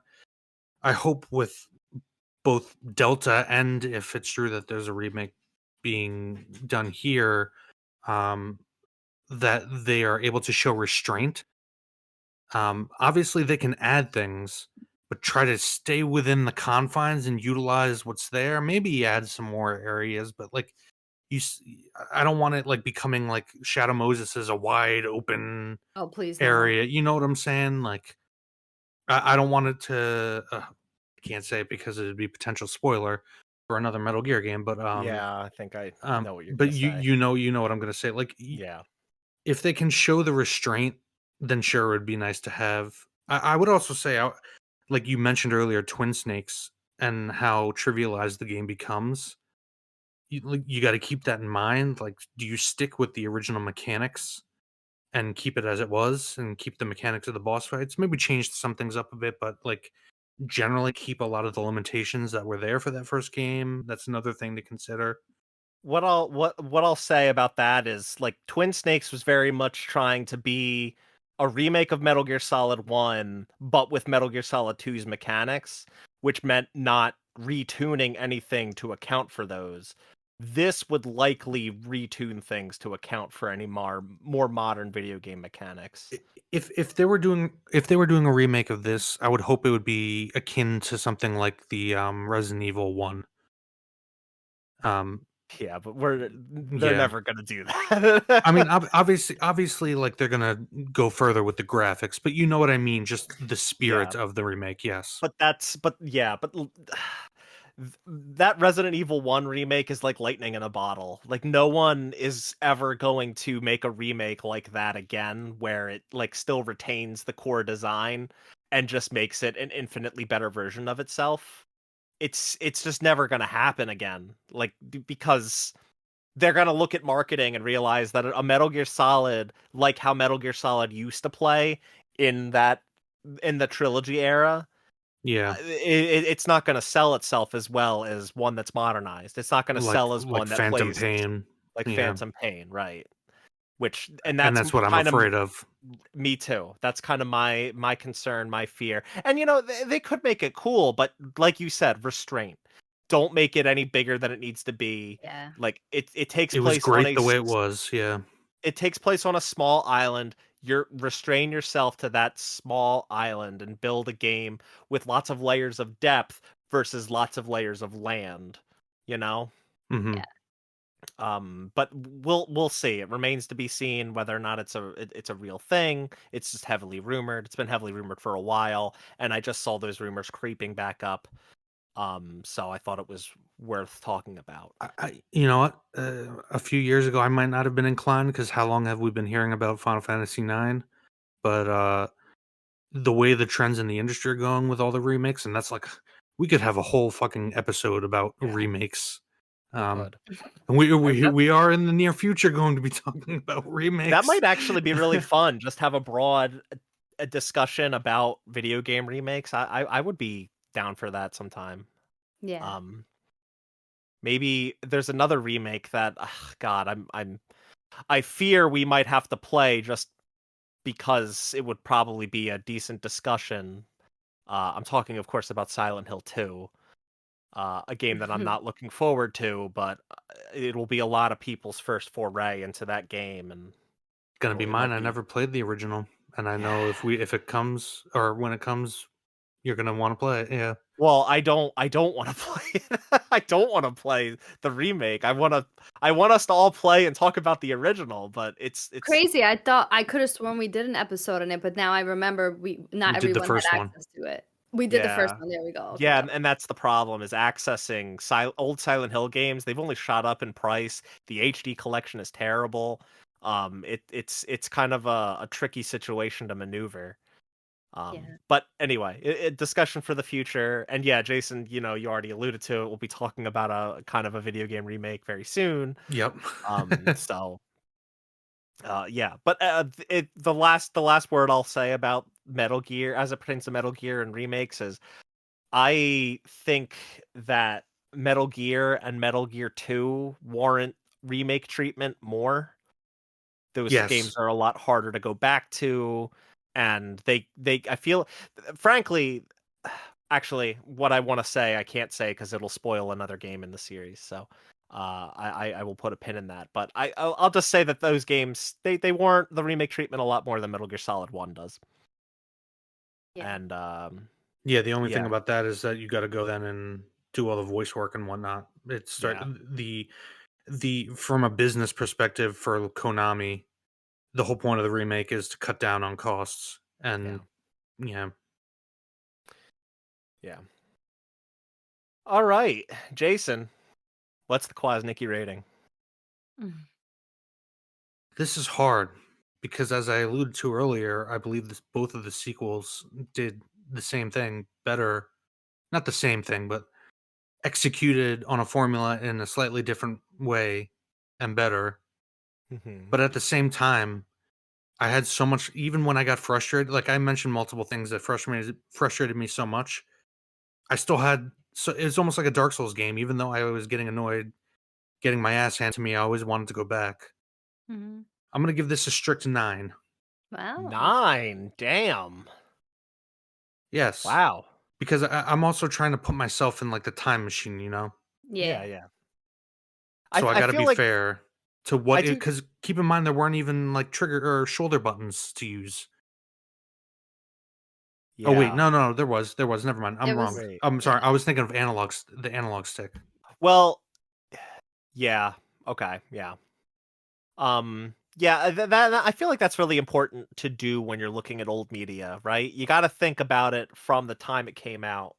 Cuz obviously like a game that came out in the 90s is not going to have it's not going to feel as good to play necessarily as a game that comes out now, but for the Because even when you use the time, analog stick in this, it's basically running as if you're using a D-pad. yeah. Yes. Yeah. And how the tables have turned over time. You can't move in games with the D-pad anymore. You have to use the sticks, and Right. D-pad is usually something else. Mhm. Um, but yeah, wow, 9. Okay, there you have it, guys. Metal Gear Solid 1, it's a 9 on the Kwasnicky rating scale. Uh, if you liked this episode, thank you so much for listening. If you listen on YouTube, please make sure to like the episode. Leave us a comment. Tell us what you like. Tell us what you don't like about Metal Gear Solid. Which boss fight is your favorite? Do you think love can bloom on the battlefield? Let us know in Are the you an comment otaku? section. Are you an otaku? Is this just like one of your Japanese animes? And make sure to subscribe to the channel, share the show. If you listen on Apple Podcasts, thank you so much. Leave us a rating, rate and review the show. Tell us what you like, tell us what you don't like. And just share the show with anyone you think might enjoy it. We're not stopping this Reap the Spoils train, guys. It's gonna keep chugging along. Yeah. Speaking of, Delilah, what's our next episode gonna be about? We're actually doing something kind of different. It's like a double feature thingy where we're doing Final Fantasy VII Remake episode intermission, also known as the Yuffie DLC. Something Yeah. that I played when it came out, but we were waiting for everyone to play. So now we all gonna play it and talk about it. And also Advent Children, Yeah, a so movie. it should be noted that these will be two different episodes, but they're gonna be probably on the shorter side, and they'll be released, not a month or more apart from each other. They'll probably be released within a few weeks of one another, all in preparation for Final Fantasy VII Rebirth. Yes, Mark is always thinking of devising new means by which he can hurt me. He knows it.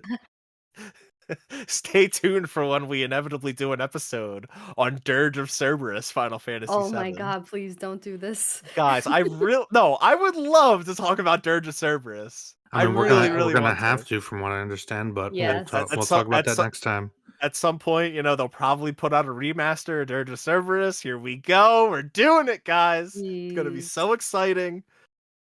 Jason, I know you're shaking with excitement secretly. I know how happy you are about this.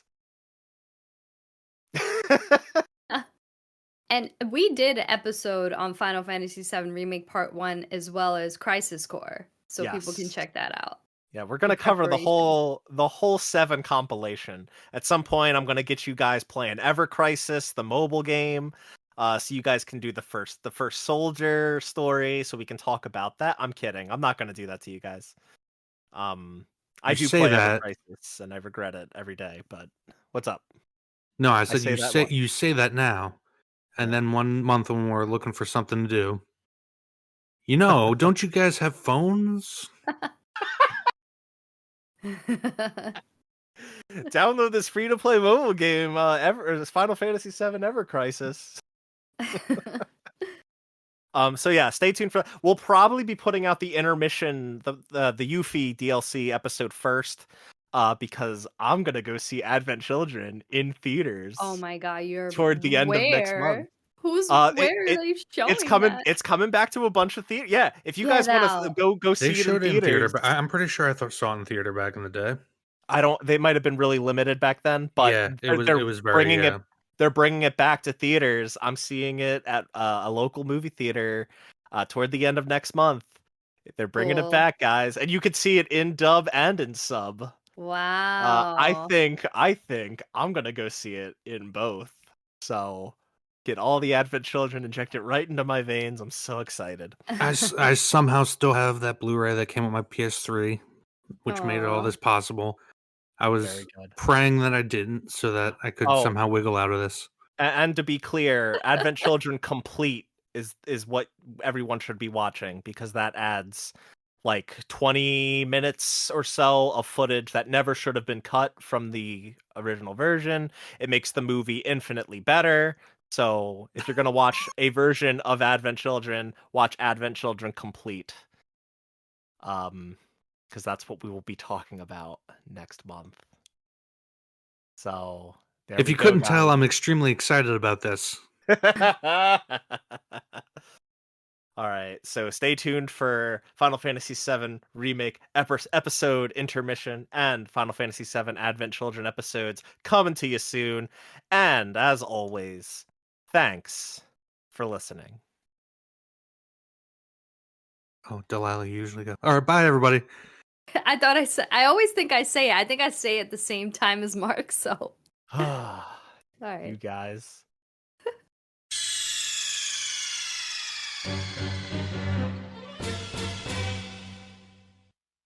What does your shirt say?